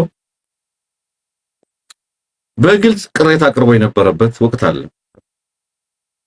ዛሬ ግን የጋራ ጠላቶቻችንን ወይም የጋራ ጸጥታ ስጋት የሚዲያ ኮሬክት ለሚዲያ የሚሆን አማርኛ ተጠቅሞ እንጂ እየመጡ ነው ሰሜኖች ነው ደቡቦች እየተነገራቸው ያለው እኮ አሁን ኢትስ ኖ ሞር እኮ ወያኔም ተነስቷል። ኖርዝ ሳውዝ አንሙት ኢትስ ኖ ሞር አሁን እኮ ኖርዝ ሳውዝ እኮ መሆኑ ቀረና ተረድቻለሁ። ምዕራቡንም እኮ አሁን እኮ ቤኒሻንጉል እኮ 6 የታጠቀ ኃይል እኮ ነው ያለው አንሙት። ከትናንት ወዲያ በሺዎች ጋምቤላም አለ ትናንት ቃለ መጠይቅ አድርገው በሺዎች የሚቆጠሩ የኦኤልኤ ሰራዊት ትላንትና ወዲያ ቤኒሻንጉል ጉሙዝ ክልል ተሻግሮ ገብቷል። በሺዎች የሚቆጠር ማለት ነው። በዛ ላይ የበርታ ታጣቂዎች አሉ። የጉሙዝ ታጣቂዎች በርካታ ናቸው እንደምታውቀው። ፋኖ አለ፣ ሌሎች በርካታ ኃይሎች አሉ። አርኤስኤፍን ጨምሮ በርካታ ኃይሎች አሉ። ኩርሙክ ላይ ጦርነት እየተካሄደ ነው። ኩርሙክ ውስጥ የነበረው ማህበረሰብ በኢትዮጵያ አይደለምና የሱዳኑ ኩርሙክ አንሙት የኢትዮጵያ ኩርሙክ ውስጥ ጭምር ጦርነት እየተደረገ ያለ መሆኑን ትመለከታለህ። ኢትስ ጀስት በት ከታሰበው ፍጥነት በላይ ኮላፕስ ያደረገ ክልል ነው። በነገራችን ላይ ቤኒሻንጉል ጉሙዝ ኢትስ ኦልሬዲ አውት ኦፍ ሃንድ ከዚህ አገዛዝ እጅ ውጪ ነው። በተመሳሳይ ጋምቤላ ያለበትን የጋምቤላው ምክትል ፕሬዝዳንት ተገኝተዋል። በነገራችን ላይ አንሙት በዚህ ስብሰባ ላይ ይሄንን አስመረቀው የጋራ ማስተባበሪያ ጽፈት ቤት ተብሎ ነው እንግዲህ የተመረቀው። ይሄ ቤት ማለት ነው በጋራ ኦፕሬሽን የሚመራበት ተብሎ ማለት ነው። እንግዲህ ክልሎቹ በፍጥነት እንግዲህ ወሳኝ የሚባሉ የሀገሪቱ አዋሳኝ ክልሎች ናቸው አንሙት እነዚህ ክልሎች። ኦሮሚያ ኢዝ ፓርት ኦፍ የጦርነት እንገልፍድ ሆኗል። ጋምቤላ በጦርነት ኢንገልፍድ እየሆነ ነው። ቤንሻንጉል ጉሙዝ ክልል ኦልሞስት ቀደም እያነሳን የነበረው ነው። አማራና ትግራይን እያነሳን ያለ ነው። የትኛውን የሀገሪቱ አካባቢ ነው አሁን ይሄ አገዛዝ የሚቆጣጠረው የሚለውንም ጥያቄ የምናነሳበት ነው የሚሆነው ማለት ነው። አንሙትና ከዚህ አሁን እንዳልከው ከዚህ ከኖርዝ ሳውዝ ዳይኮቶሚ ባሻገር በሌላው በምዕራቡም በምስራቁም በሌላውም የሀገሪቱ አካባቢዎች ውስጥ እኮ ቀውሱ እየተፋፋመ እየመጣ ነው ያለው ነው ምልህ አንሙት። ትክክል ነው። ያው በአንድ በኩል የጠቅላላውን ፕሮጀክት አካል ነው ያለማመዷቸው እኮ ነው ያሉት። በጣም ብዙ ፕሮጀክቶችን እንዲተገብሩ እነዚህ ክልሎች ቀጥታ የሚታዘዙ ናቸው። ሽመልስ እኮ እናንተ የነፍጠኛ ደጋፊ ናቸው አይደላችሁም እያለ ክልል ፕሬዝዳንቶችን እኮ ነጭና ጥቁር መልስ ጠይቅ የነበረበት ወቅት እኮ አለ። ስለዚህ አሁን ይሄን በማድረግ የሚያድኑት ስልጣን የሚያስቀሩት የህዝብ ትግል ስላለ አይደለም። እነዚሁ ክልሎች ላይ ትናንት ቃለ መጠይቅ ያደረክለት አቶ ኛዋክኮ አቶ ኒካው የወታደራዊ ትግል ጋምቤላ ላይ ያደረጉ ነው ያሉት እኮ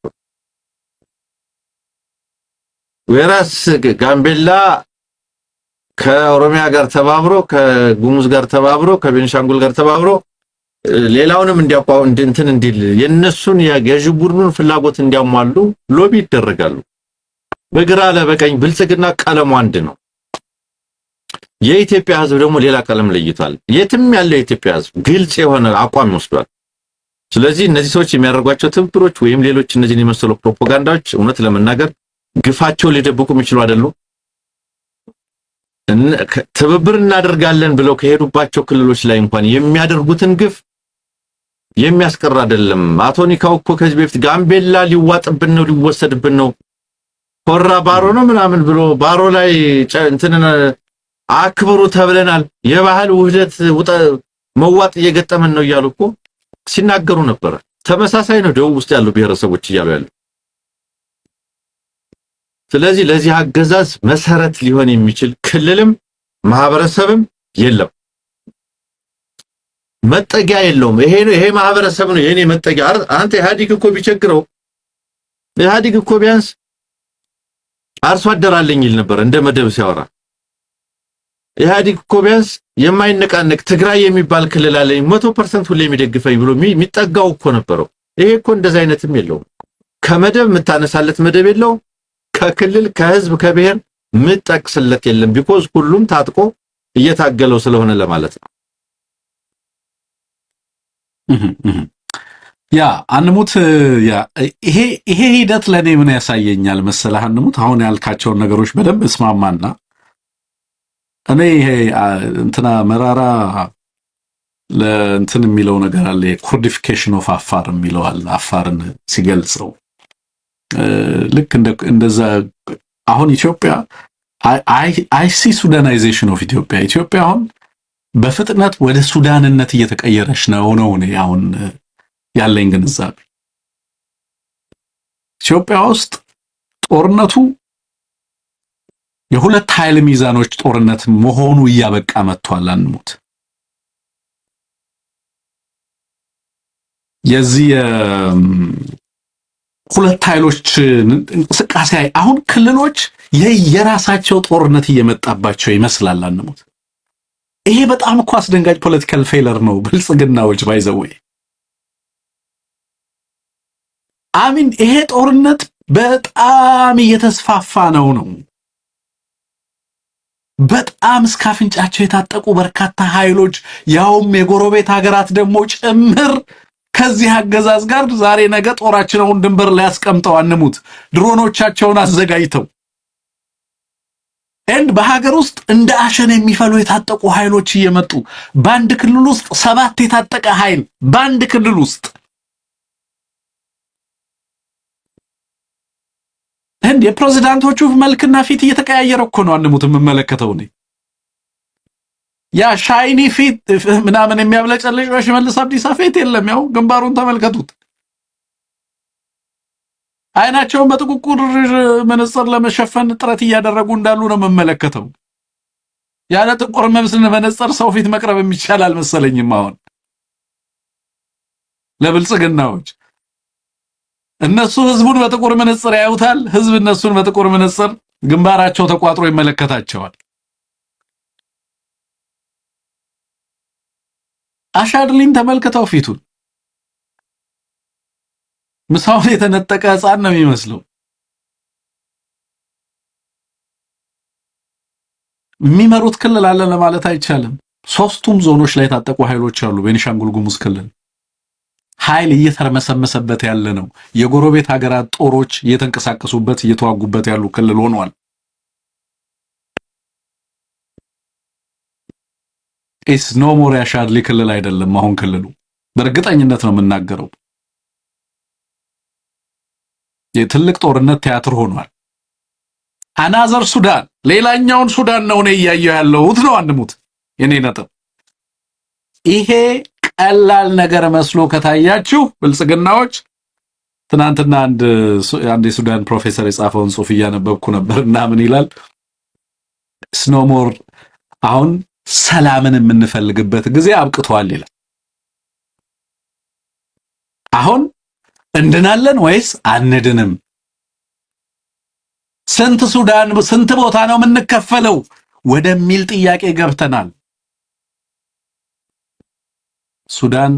ሱዳናዊ መሆን በአሁን ሰዓት ባይዘወይ ሱዳን ምን ማለት እንደሆነ ለማይገባው ሰው ሱዳናዊ መሆን ማለት የሱዳን ዜጋ መሆን ማለት መሰደጃ ማጣት ማለት። ግብጽ ድንበሯን ዘግታባቸዋለች። ደቡብ ሱዳን ድንበሩ ተዘግቶባቸዋል። ወደ ኢትዮጵያ መምጣት አይችሉም። ኢትዮጵያ ጦርነት ቲያትር ነው ያለው አንሙት። ጎረቤት ላይ ካምፕና አርኤስኤፍ ታጣቂን የምታደራጅ ሀገር ሆናለች ኢትዮጵያ። ለሱዳናውያን መጠጊያ አይደለችም ዛሬ። በተወሰነ በኩል በምስራቅ ወደ ኤርትራ የገቡ ሱዳናውያን ናቸው። somehow መሸሽ የማይችል ህዝብ ሆኗል። ከ11 እስከ 12 እስከ 13 ሚሊዮን ህዝብ ሀገሩን ጥሎ የሄደበት ነው። ጎረቤት ሀገራት ሄደው ምን አይነት ሁኔታ ውስጥ እንዳሉ ሱዳናውያን ብልጽግና ምን እየመጣ እንዳለ ገብቶታል ነው የኔ ጥያቄ። ምን እየመጣ ምን እየሆነ እንዳለ ገብቷችኋል ወይ? አሁንም ፋኖ ጽንፈኛው ነው የምትሉት ወይስ በየቦታው የሚፈነዳውን ነገር እየተመለከታችሁት ነው? መልቲ ቬክተር የሚባል የብዙ ቬክተሮች ግጭት ነው የመጣ ያለው። ብዙ ጦርነቶች ናቸው እየተፈጠሩ ያሉት አንሙት በየቦታው እና ይሄ ለአዲስ ትሬንድ ነው። እነ ልደቱ አላወሩበትም ይሆናል። የኢትዮጵያ ፖለቲካ ተንታኞች ምናምን ይሄንን ትሬንድ አልተመለከቱትም ይሆናል። እኔም የምመለከተው is the Sudanization of the Ethiopian conflict ነው የማየው። ሌላ ሱዳን እየተፈጠረ እንዳለ ነው እየተመለከትኩ ያለሁት። በጸጥታ መዋቅር ላይ ጸጥታ መዋቅር፣ በጦርነት ኮንትራት ላይ ጦርነት ኮንትራት። አሁን ለክልሎች የራሳችሁን ውጊያ ተዋጉ ተብሎ ኮንትራት የተሰጠበት ነው ይሄ መድረክ። የየራሳችሁን ሚሊሻ እያደራጃችሁ በገባችሁ ልክ ራሳችሁን ተከላከሉ። እኛ አዲስ አበባ ላይ ምርጫ እያደረግን ነው፣ የራሳችን የሰላም ሰራዊት አዘጋጅተን አዲስ አበባን እየተከላከልን ነው ወደ ማለት እየተገባ እኮ ነው አንሙት። ሀገር አትፈርስም ይላል ብርሃኑ ነጋ መጥቶ። ይሄ ፊት ምንድነው የሚነግረው? የሀገርን መቀጠል የሀገርን ተስፋ ነው የሚነግረው። ያሻድሊ ፊት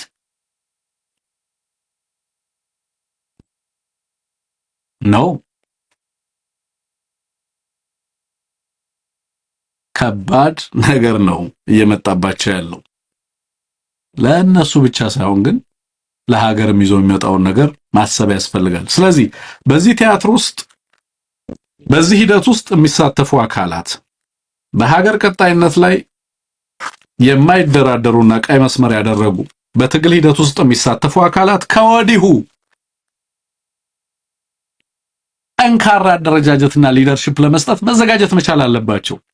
ኖ ሞር ኢንሰርጀንት ምናምን ሆኖ መቀጠል እንትን ማለት አለበት አንሙት። ኃላፊነት አስዩም ማድረግ መጀመር አለበት። ምክንያቱም አሁን ኢንሰርጀንት እየሆነ ያለው ይሄው እዚህ ጋር የተሰበሰበው ኃይል የትኛውን ቅድም እንዳልኩ እኮ ነው የሀገሪቱን በርካታ የሀገሪቱን አካባቢ መቆጣጠር የማይችልበት ደረጃ ላይ የመጣ የኢትዮጵያ ስትራቴጂክ የሚባሉ ክልሎች ጭምር ፌል እያደረጉ የጦርነት ቲያትሩ አካል እየሆኑ የጎረቤት ሀገራት ጦርነትም ወደ ኢትዮጵያ ጦርነት ውስጥ እየገባ የበርካታ ጦርነቶች መቀላቀል እየተፈጠረ እንዳለ እንመለከታለን። ይሄ የብልጽግናችንን ማንም አያስቆመውም ከሚል ፉከራ ባሻገር ማሰብን ይጠይቃል። ማንም አያስቆመንም፣ ሺህ ዓመት ቢዋጉ አያስቆሙንም።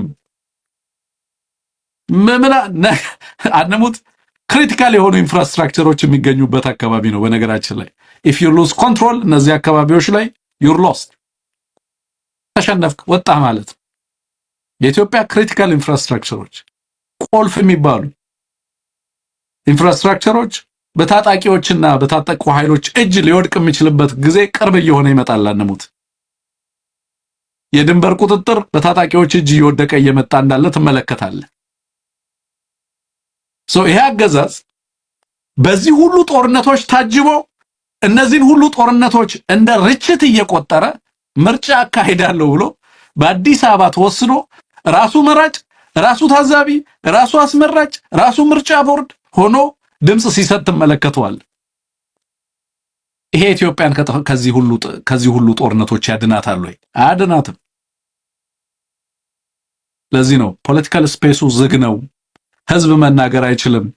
ኢኮኖሚያዊ ስብራቱ ቀውሱ ቀላል አይደለም። የኑሮ ሁኔታው ቀላል አይደለም። አንሙት በዛ ላይ መከራው፣ አፈናው፣ ዘረኝነቱ፣ አግላይነቱ፣ በየእስር ቤቱ የሚፈጸመው ቶርቸር፣ ጥቃቱ፣ ሃይማኖት ተኮር፣ ብሔር ተኮር፣ ማንነት ተኮር፣ ይሄን ሁሉ ደምርበት እዚህ ላይ አይ ቲንክ ግልጽ የሆነ መልስ የምታገኝ ይመስለኛል። ይሄንን ሁሉ ስትሰራው የምታገኘው ውጤት ምን እንደሚሆን በደንብ መገመት እንችላለን።